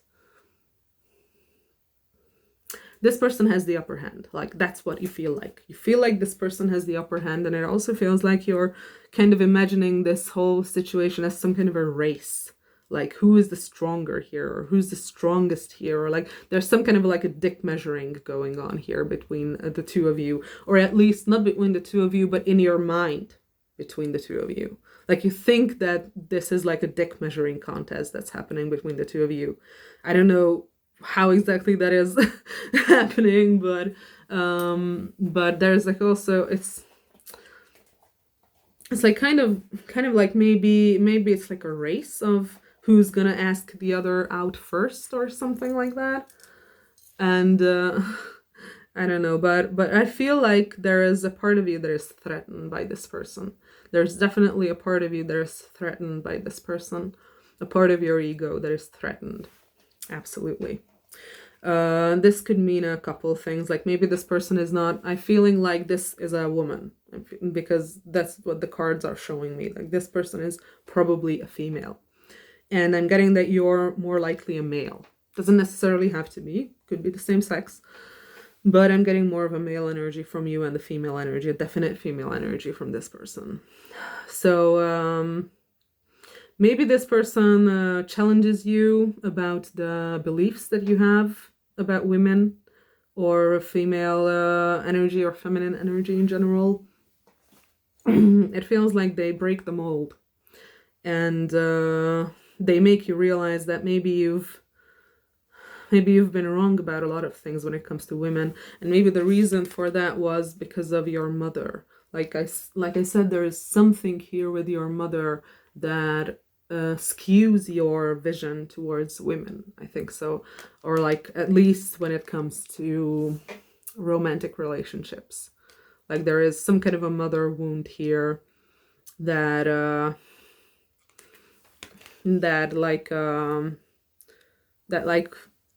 makes you have a like false interpretation or false view of feminine energy. That's kind of what I'm getting, and it feels like this person is challenging that. This person is challenging that, and because you, how do I put this? It's difficult to describe, because I truly really feel like there is some sort of an ego here. Like I said, this dick measuring energy with this person.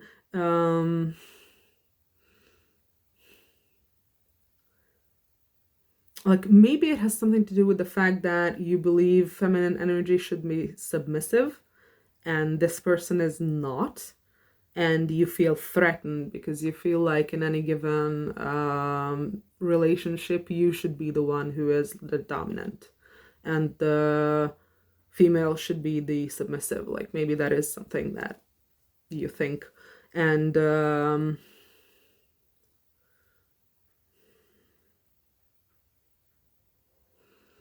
like I said, it feels like this person kind of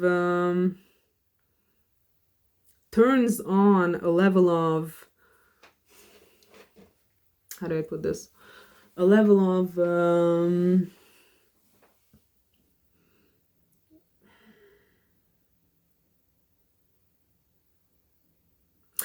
it like makes you feel like this is a contest. Again, that is what I'm kind of getting. It makes you feel like there's like some kind of a rivalry here on your part. It feels like you project some sort of a rivalry onto this person, or you feel like this person wants to rival you, but that is just your ego talking. That's not true. This person just seems to be building themselves up. Like, what I'm getting here is that this person just built themselves up, and that's just what they are doing, and they are just finding themselves. And it feels like this triggers you somehow. It feels like this triggers you due to what you have learned about women through your mother or through your family.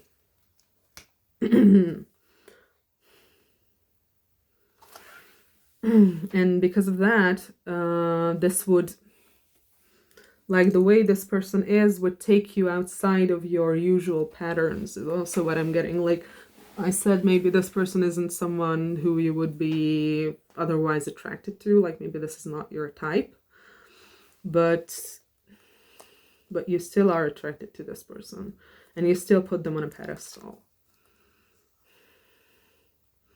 And I think like I said, there is some sort of like a rivalry energy happening in your mind, and that is what you are projecting onto this person, believing that this person is going to want to hurt you, or this person is going to be mad at you, or I don't know, be this person is going to be like, I don't even know, rude, something of the sort. Like it feels like I said, your ego got triggered by this person, and then you projected your own triggered state onto this person, is what I'm seeing here happening. And I'm suddenly very low energy. Like suddenly, as I said that, it feels like all my energy just fucking just left my body, and I feel very drained suddenly. So maybe this realization was something that you needed to hear, or maybe this information was something you needed to hear. Maybe this was something you needed to realize, that this person is not doing anything against you. You are the one who is projecting it onto them. It's not, this person is not, I don't feel any hostility from this person towards you.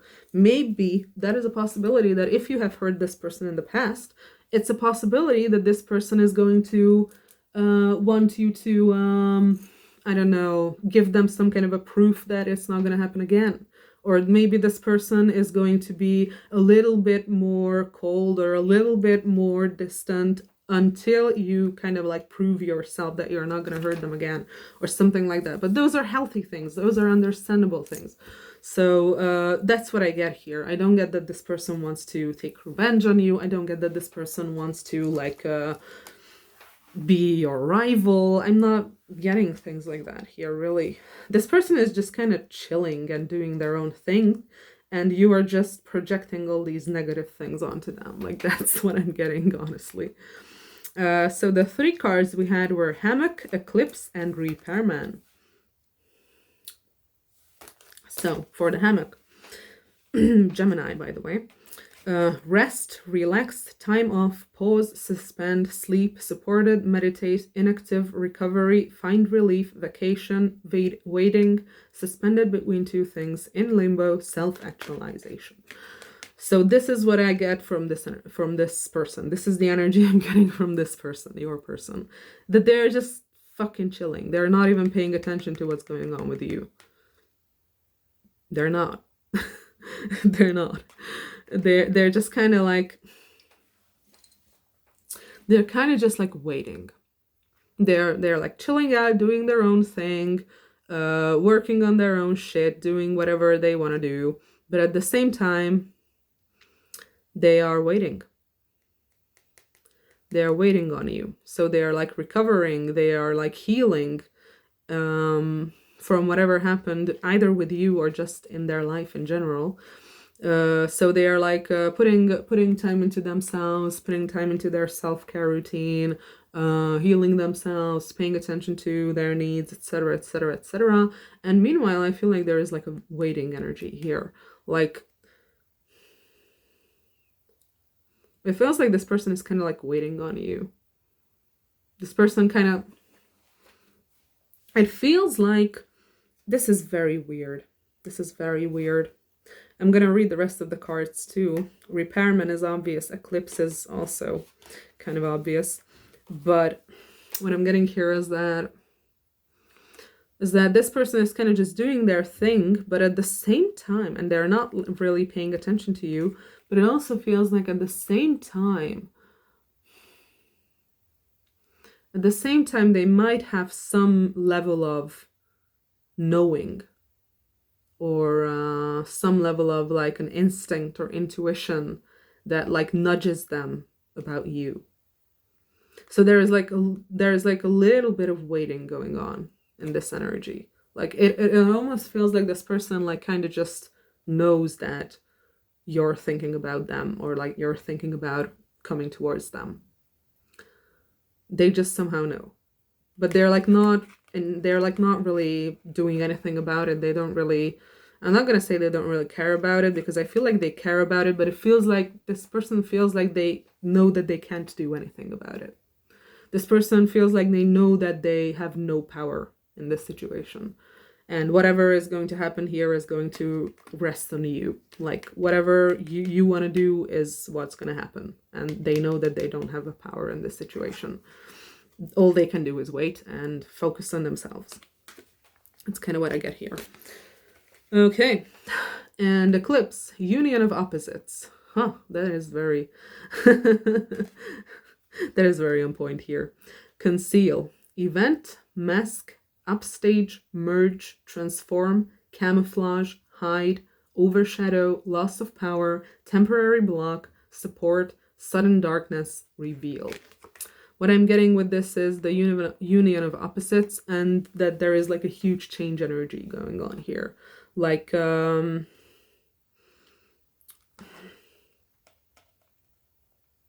I feel like it is also eclipse season as far as I remember, or we're gonna go into eclipse season around like the middle of this September, which is like pretty close now. We are in the middle of September. Okay, so it's probably eclipse season right now, because I think on the 17th there's going to be an eclipse. And those usually bring huge ass transformations and huge ass changes. And it feels like this is something that's going to... Like, it feels like your relationship is going to transform. Feels like your relationship is going to transform. And it has some sort of a monumental energy about it. It has some sort of a monumental, huge energy about it. Like, this feels like as if I've pulled, I don't know, 5 out of 5 major arcana cards in regular tarot. That's the feeling I'm getting with this, which is talking about something that is very huge, very impactful, very important. Because when you have so many major arcana cards, it's talking about a huge shift. It's talking about a huge step in your life. It's talking about something that has a very, very, very strong energy. And the last card here is the Repairman, which says repair, fine-tune, heal, fix, many working parts, reset, proceed carefully, needs fixing, make adjustments, recover, skilled, make things right, mend, restore, upgraded. So with this, what I'm getting is that it feels like you want to see this person, you want to travel towards this person maybe, but at the same time you also need to repair what was broken between the two of you. So it feels like you need to deal with this. You need to deal with whatever went wrong between the two of you. And it feels like maybe you were the one who hurt this person. Like, that came up a couple of times in the energy, that it feels more like you were the one who hurt this person. And if so, then this person, yeah, they would expect you to show signs of change and show signs of wanting to work this whole thing out. So that is obvious, but it feels like you are really, really, really overthinking that in your mind, and thinking about that this person is going to be like very rude about this whole thing. But that's not what I'm getting. I'm getting that, yeah, this person would expect you to show them that you want to fix this, that you show them that you want to fix things, to show them that you have, I don't know, that they are important for you. Like, I'm not getting anything negative from this person. I'm getting totally healthy and reasonable things. Like, you don't have to overblow that in your mind. Is what I'm getting. Okay, anything more about how to and what's going on in this situation? Anything more about Pal 2 and what's going on in this? Dynamite. Another Leo card, by the way. Lots of Leo and Gemini. Excitement, passion, action, suspense, destroy, powder keg, fantastic, energetic, breakup, catalyst for change, explosive, short fuse, firecracker, blast, sudden, unexpected, fast. So what I'm getting here is that there are several things here. The first thing that came to mind is maybe you're getting like urges to talk to this person. Maybe you are getting urges. Maybe the way this whole thing will be resolved, or not even resolved, but moved forward, is that you're gonna just kind of like, I don't know, do something out of nowhere.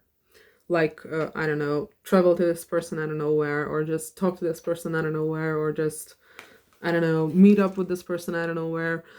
But it feels like there is a pull that you feel that you are not following. And it feels like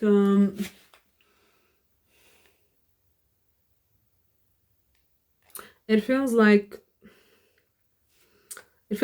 going to be something spontaneous about how this whole situation will move forward. Like, this could be you just suddenly saying, oh, fuck it, I don't care, and just, I don't know, buying plane tickets or train tickets or whatever, wherever the two of you are. I don't know, and just fucking going and just, I don't know, calling them up and saying, hey, I'm gonna be here tomorrow, let's meet at this and this and this time, and at this and this and this place. So it could be something like that. Like something out of nowhere, kind of out of nowhere, is what I'm getting here. But at the same time, what I'm getting here is that several things. Like with this breakup, with this breakup being there, it's possible that this person already has someone. I don't think they're gonna stay with this person if that is the case.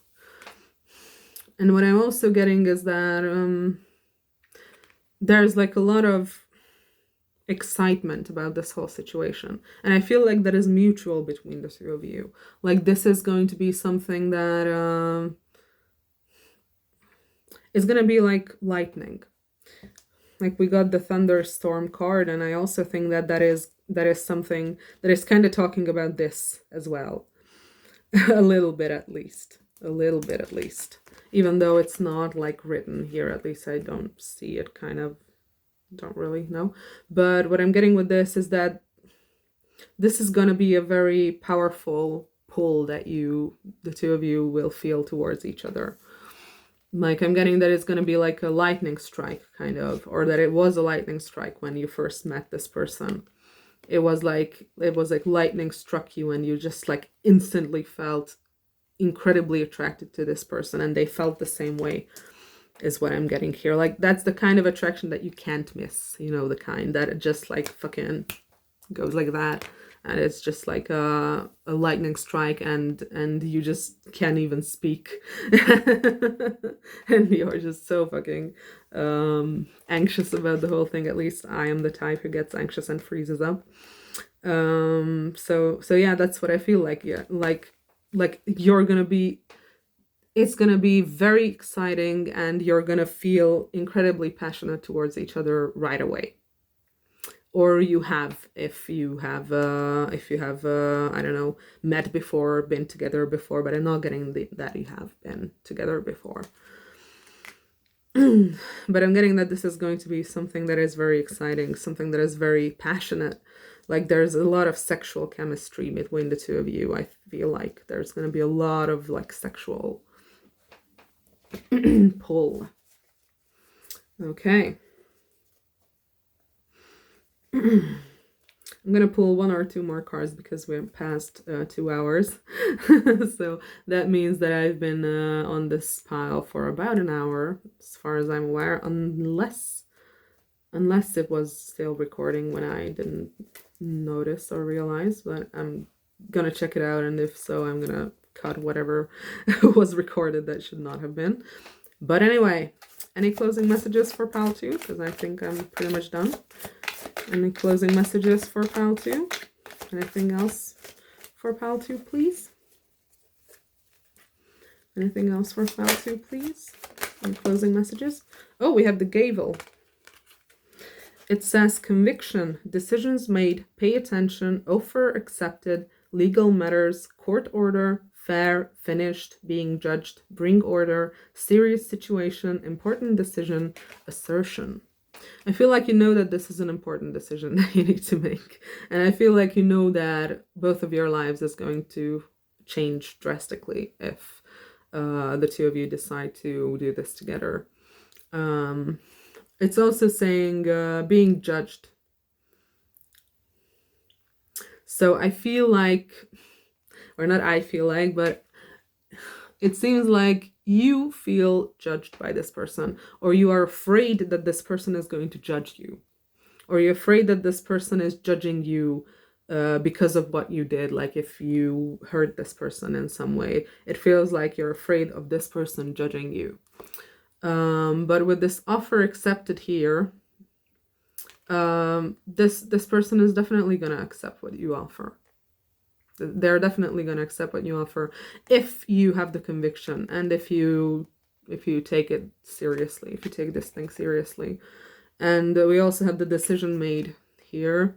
So so that's kind of your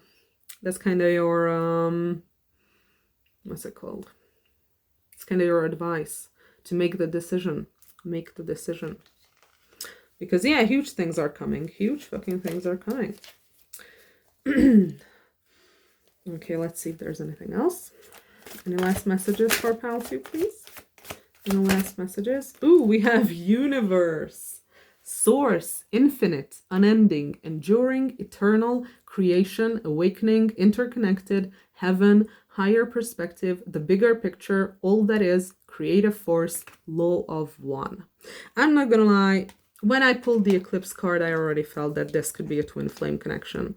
You don't necessarily have to believe in it. I don't know whether I believe in it or not, so I'm not gonna push it or anything. But this feels like something that was destined.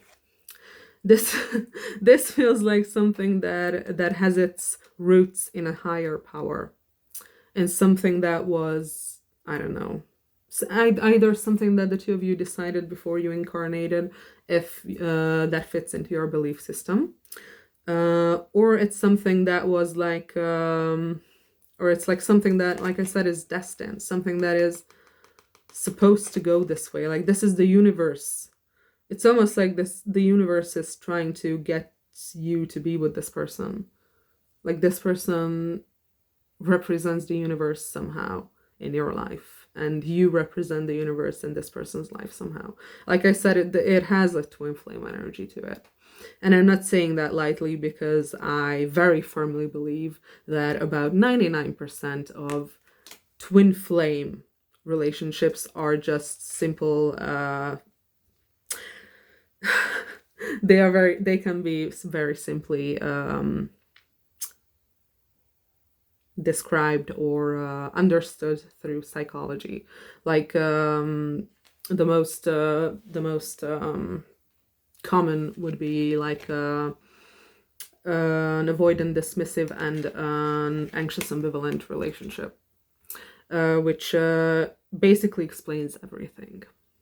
So I believe that, like I said, most of the twin flame relationships that I come across and I hear people talk about are easy to be explained by psychological phenomena. And how like confirmation bias, for example, or like the frequency illusion, or like I said, strong sexual attraction between an anxious ambivalent and a dismissive avoidant, or codependency in general.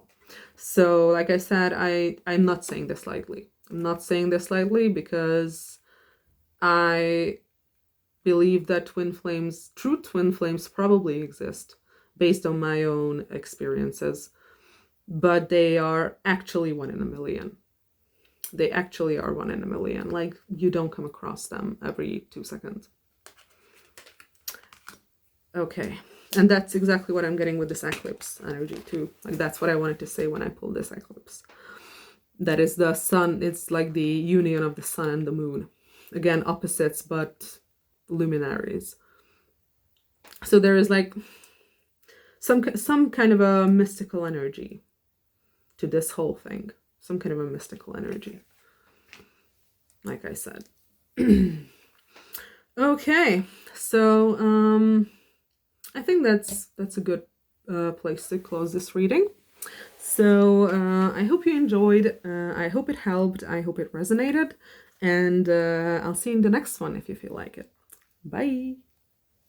Hello and welcome, pile 3. Last but not least, you picked the plunge card. Don't hold back. It's time. Go for it. Dive in. Very interesting because pile 2 had a theme that was very, I don't know, similar to this card. So there could be messages in there for you if you picked pile 3. But let's get started. Okay. Please tell me about pile 3. Please tell me about pile 3. Oh yeah. And the deck I'm going to be using is this one. And for pile 1 and pile 2 both, I didn't use any additional decks. So very likely your entire reading is going to be done with this deck. I recently got it and I find it very, very helpful and very easy to read. So please tell me about pile 3. We have interesting start. We have within a few weeks. The situation or event in question will develop or unfold within a matter of weeks. Okay, whatever that is. Please tell me more about pile 3. Oh, we have telephone, connection, communication, conversation, getting through, two-way street, message, vocal, loud and clear, reaching out, notification, throat chakra, inner voice, rings a bell. So if you're waiting for someone to contact you, within a few weeks, they're going to do that. Within a few weeks, they're going to do that. Okay, let's keep on going. Please tell me more about... Okay, we have bonfire. Came out for pile 2 as well. Enthusiasm, energy, heated, intense, joy, ignite, passion, ecstasy, exhilaration, spark, community, sharing ideas, get things going, orgasm, fanaticism, fever, fierce. No, this came out for pile 1. I apologize, not pile 2. But yeah, there is someone here. There's someone here who's like closing in on you. That's what I'm getting. Someone here closing in on you. Okay, please tell me more about pile 3. Please tell me more about pile 3. Please tell me more about pile 3. Please tell me more about pile 3. We have inventor, innovation, imagination, creative, gadgets, technology, groundbreaking developments, okay to fail, do it again and again, inspired ideas, setting trends, mastermind, modern era. Okay, so this could either be you or the person you're dealing with. We also have Leo, Cancer, and Sagittarius so far. So this could be someone who is very intelligent. Or maybe this is you. This could also be you who is very intelligent. Whoever this is, they might have an interest in technology. And what I see here is that it's okay to fail and do it again and again. Those are what stand out to me. This person could be a creative, and maybe you could be too. But what I'm getting with this do it again and again, I feel like this situation has had a false start in the past. Like you may have known each other, but nothing really happened between the two of you. Like maybe you both felt attracted to each other, but nothing really came out of it. That's something I'm getting here. And then this person is like returning or trying again. And we have mother load, prosperity, jackpot, success, good fortune, having plenty, moneymaker, sudden wealth, the real deal, on easy street, accomplishment, advantage, fortune, and the prime source. So this situation is going to financially benefit the both of you is what I'm getting here. Like maybe this person is going to be your like sugar daddy or sugar mommy or something. Like maybe this person has a lot of wealth. That is possible. Or maybe this is just symbolically telling me about how important this relationship is between the two of you. Like I feel like this is going to change your life. And we have spring, new moon, the maiden within 1 to 3 months. Interesting. We have Aries, Taurus, and Gemini over there. So let's keep on going. With this inventor, I'm getting a strong Aquarius and Gemini energy, by the way. It says Leo on it, but I'm getting Gemini/Aquarius energy. Okay, please clarify the telephone. Please clarify the telephone. Okay, we have airplane, travel, long distance, speed, overcome, rise up, freedom, no boundaries, breaking free, in control, things work out, taking off, leaving it behind, internal guidance systems. Okay, so this person, like if there is a person in your life that you can think about who you have, like it feels like there is a physical distance between the two of you. This person's gonna go and visit you is what I'm getting here. Like this person is going to talk to you and they're going to say, okay, I'm buying plane tickets tomorrow, and either put you on a plane to visit them, or they will go on a plane and visit you. There's also a possibility here, but this is like, this is definitely like something out of the blue, like a person coming up to you who you haven't talked to in quite a while is what I'm getting. And the other card I got for this, for the telephone, was another Aquarius card, by the way. Labyrinth, lost, delayed, complex, contemplate, it's complicated, going onward, spiritual quest, deliberation, long way home, problem to solve, catch-22, a situation to sort out. I think this person is going to contact you and tell you about how difficult things have been for them. I think this person is going to contact you, they're going to meet up with you, they're going to travel to you, or they're going to make you travel to them or something of the sort, and they're going to want to talk about what happened between the two of you. I feel like this person is going to want to talk about all the shitty things that happened, like the things you both, or they or you, have screwed up. It feels like this person wants to talk about what happened and they want to solve it. They want to solve it. It feels like they're going to tell you, like maybe this person ghosted you or something of the sort, and it feels like this person is going to tell you, like, I'm so sorry about what happened. I had this and this and this and this kind of an issues going on in my life, and I'm so sorry that I couldn't tell you about it. I was too afraid or whatever. So this person is going to give you some level of like clearance, or like clarity rather, that's the word, I think. So this person is going to like clarify the things that you've been misunderstanding in this connection, because it feels like there could be some sort of a misunderstanding here due to lack of communication, and it seems like this person is going to tackle that and deal with that. Okay, bonfire, please clarify the bonfire. We have cat, apathetic, disinterested, aloof, my way or the highway, bored, unflappable, cool cat, unaffected, not my problem, what I want, when I want it, cool and calm, disengaged. I think this person pretended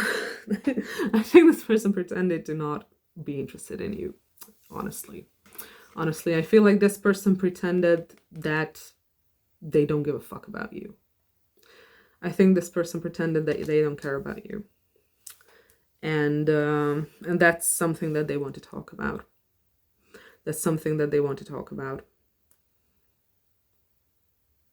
And it also feels like maybe there was something here regarding ego. Like maybe this person wanted things to go a certain way.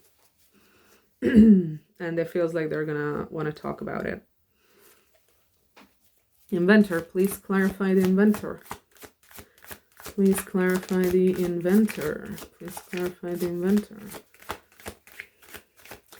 Please clarify the inventor. Please clarify the inventor. Oh, okay. We have very likely. At this time, the situation or outcome is likely to occur. Yeah. So if you're telling yourself like, no, I don't believe that this is going to happen, like, I know that person is never going to talk to me, or like that person is such a, I don't know, they are like so far stuck up their own ass that they're never going to come and talk to me, and they're never going to admit that they were at fault. No, they will. They will. Whether you believe it or not, they very likely will. Because they want you, because you are important to them, because they see you as someone who is incredibly unique. It feels like the quality you represent is triggering them into becoming more humble. Because with this cat energy, and I also believe that they were hiding their feelings from you due to the Scorpio and the 4 here, because the 4th house is the Imium Coeli in astrology, which is the deepest point on your astrological chart. That is the most buried. That is the deepest point. That is something that that could indicate things that are hidden, for example. And Scorpio is very, very well known to be a secretive sign. And it is also very well known to be a very emotionally intense sign. So I definitely believe that this person buried their feelings for you and they never told you about them. And it also makes me feel like this person could have been a bit of egotistical. They could have been egotistical is what I'm getting. And it feels like just watching you and understanding you and knowing you triggered them into realizing that you are more important than their ego. Like, you are more important to this person than their own ego.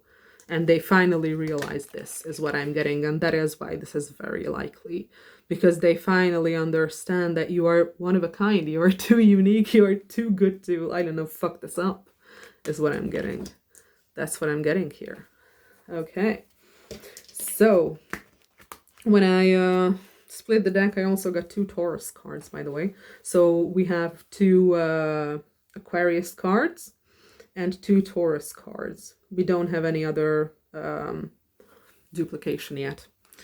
So what we have here is first one is symphony, harmony, synergy, co-create, assembly, organize, structure, contribute, team, collaborate, precise, arrangement, order, lead, follow, organization, perform, display, cohesion. So that is very obviously talking about the 2 of you working together on this whole situation. But this could also mean like something, this could also have something to do with like music, like literally, because we saw with the inventor here that it says creative.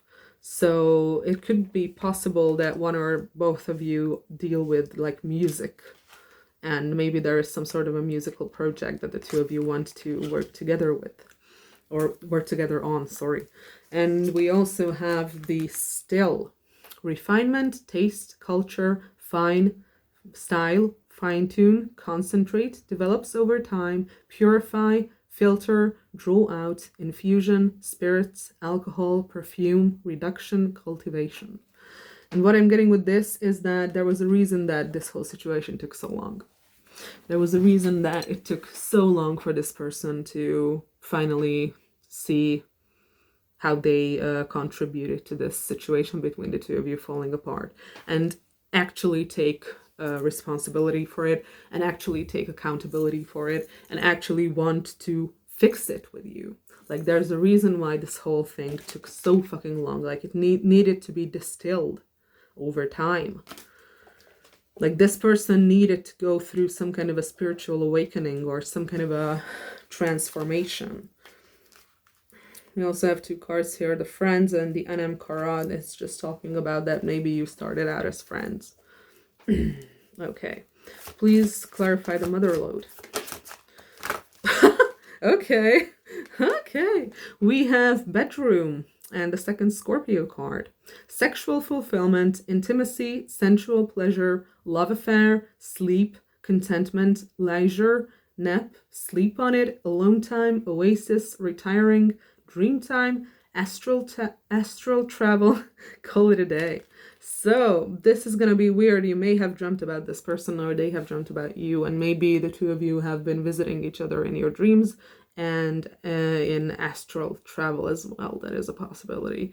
But the main the main message of this card obviously is sexuality. It's like you're gonna be really happy together with this person.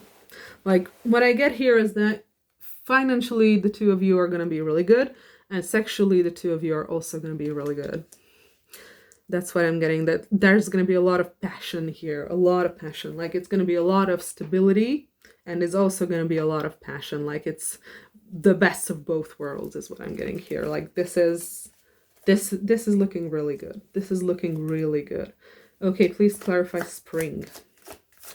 Please clarify spring.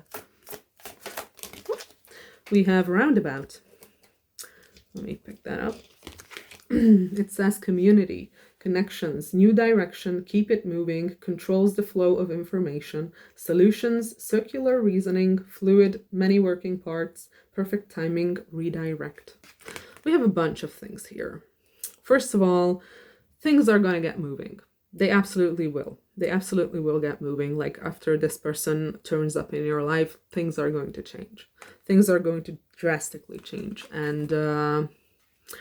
And it's also talking about, like I said, connections and new direction. Like, this, it feels like this is going to restart this connection. Like, this is going to revive this connection. Like, things are finally going to start to get moving again, is what I'm getting here. But what I also have with the circular reasoning, fluid, maybe you have been in kind of like some sort of a cycle with this person.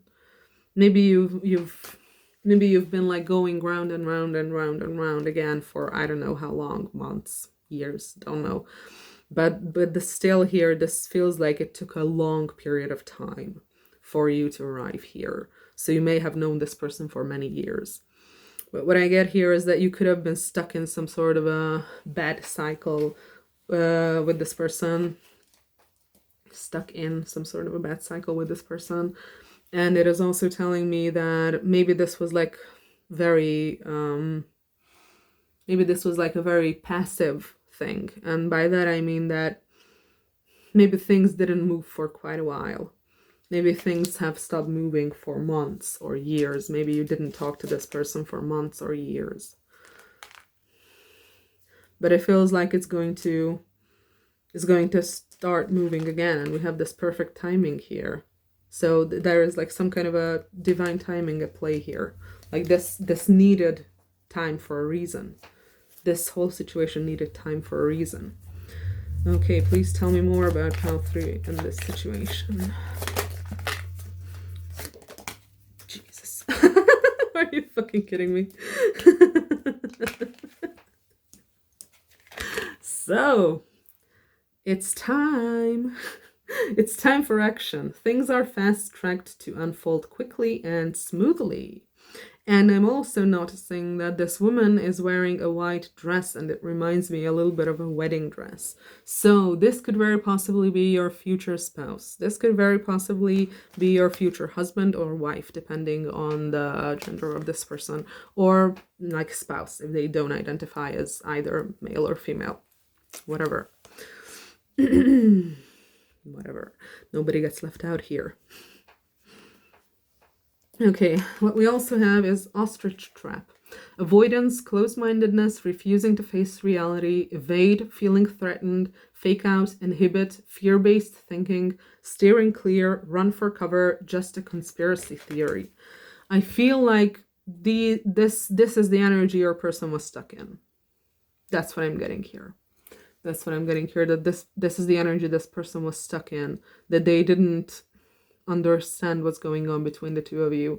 They kind of just wanted to ignore it instead of working on it. And they thought that it's not that important anyway, and they're just going to forget about you.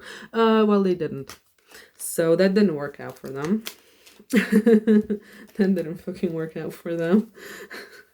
Okay, please tell me more about pile 3 in this situation. Please tell me more about pile 3 in this situation. Okay. Can I pick it up? Yeah, I can. Fish hook. Powerless, feeling helpless, paralyzed, vulnerable. Trap. temptation, bait, con game, great catch, luck, prosperity, resourcefulness, abundance, multiplication, principle. So what I'm feeling here is that their feelings toward you made them feel helpless. Their feelings toward you made them feel powerless. And I feel like they got kind of spooked. I feel like this person is used to being able to control their emotions and control themselves. Like maybe self-control is something that is very important for this person. And when it came to you, it just all fucking flew out the window. Like there was nothing they could do about their feelings for you. So they just kind of buried them. Like I said with the cat card, with the 4 and the Scorpio. It feels like they buried their emotions for you, and they just kind of pretended like there's nothing going on there, because maybe it was too hard, maybe it was like too difficult for them, maybe it was just like, I don't know, they found reasons to tell themselves why they don't want you or whatever. It's a little bit like, it's a little bit of a, what's it called? Grapes are too sour situation. But what I'm also getting here is that they are aware that you are a great catch. You're aware that you are a great fucking catch. And they are very, very tempted towards you. They're very tempted. So again, there's like sexual energy here. This person, it feels like they are very attracted to you sexually. And not just sexually, because we had the Inventor card here that is telling me that they are also attracted to you in like a more cerebral way. Like they are aware that you are very intelligent, and they are also attracted to your intelligence. Okay, please tell me more about pile 3 and the situation. Rings, contracts, agreements, bonds, strong connections, unions, partner, counterpart, lovers, telepathy, like-minded people, committed partner, engaged, interconnected, soulmate. Do I need to explain this card? Do I need to? No, I don't. I don't need to. More Gemini energy also. So what we see here a lot of is Gemini. We have some Taurus energy. We have some Scorpio energy. We have some Aquarius energy. And I think that's it. And some Cancer and Leo and Virgo. But those are like to a lesser extent. Okay, so very nice. Please tell me more about pile 3 and their situation. Please tell me about pile 3 and what's going on with them. Please tell me more about the situation with pile 3. Please tell me more about pile 3 and their situation. We have Master. Discipline, working smart, focus, structure, teaching, training, conquer, overcome, controlled, learning a skill, in the flow, authoritarian, commending presence. I'm going to clarify that because I'm not 100% sure how that is connecting here. Could be several things. Okay, please clarify this Master card. Please clarify. Thank you. We have train. Moving on, life's journey, new endeavor, going away, one direction, on track, focus, on time, keep going forward, going with the flow, inflexible, steady climb, no resistance. Again, Gemini, by the way. And another travel card, another card of travel. So what I'm getting here is that you remember what I told about this person might be very self-controlled, or might be very controlled, or like they might pride themselves on their self-control. And I feel like maybe they thought that they could move on from you. Like they really like try to control the situation. They really try to control their feelings for you. They really try to control what is going on here. They really tried to be in control. This person might have some control issues, by the way, based on this. They might. But what I'm getting is that suppressing their emotions for you and suppressing this whole situation with you and like keeping the distance gave them a feeling of being in power, or like a feeling of power. And it feels like they needed to move on from you in order to prove to themselves that they are in control, or in order to prove to themselves that they are powerful enough, or they have the power in this situation. But what I'm getting here is that they couldn't move on from you, honestly. What I'm getting here is that there was like some kind of a hook, like there was something here, and they couldn't move on. They couldn't move on from you. Like they believed that they are the ones in control of this situation. They are the ones in control of their feelings. They are the ones in control between the two of you, or like something like that. Like I said, there's like an element of control here, and it feels like they needed to prove to themselves that they are the ones in control, and that is why they needed to try to move on from you, which didn't work, is what I'm getting here. Okay. Anything else about pile 3, please? Anything else about pile 3, please? In this situation? Ooh, we have Dynamite and Eclipse. Both of these came out in pile 2. Both of these came out in pile 2. And it's a sudden over there, by the way. And that's short fuse. I don't want to read all of them. So I'm just going to hold it out like that. Both of these came out in pile 2. And I'm getting the feeling that pile 2 and 3 are connected, but they are from the opposite side of the same situation. Like I feel like pile 2 is the person who's going to come into your life soon. And pile 3 is the one who this person is going to come in for, or whose life this person is going to come into. This is something that has roots in the past. This is someone who you have probably known for quite a while. Someone who has like some kind of a distance. Like you have a distance between you physically. And maybe you haven't talked to this person in quite a while, and they're just gonna fucking show up out of nowhere. And pile 2 is from the perspective of this person. And pile 3 is from your perspective, the one who's going to be very surprised once this person shows up. So, let's see what else I can tell you. This is just more like a sudden change energy. More like huge shifts energy. Like both with the Eclipse and the Dynamite came out in pile 2, by the way. Maybe I said that already, I don't know. But the thing is that both of them are talking about sudden changes and transformations. And I feel like this was like a lesson for this person to understand that life is not meant to be lived from a place where you are wanting to control everything. I feel like you were, among other reasons, you were put into the life of this person to make them understand that trying to control everything is not healthy. Trying to like always be in control is not healthy. It's a coping mechanism, and it's there because they are traumatized. It's there because they are hurt. It's there because they need to focus on their own healing. This is what I'm getting here. So, please tell me more about pile 3 and this situation. Please tell me more about pile 3 and this situation. Thank you.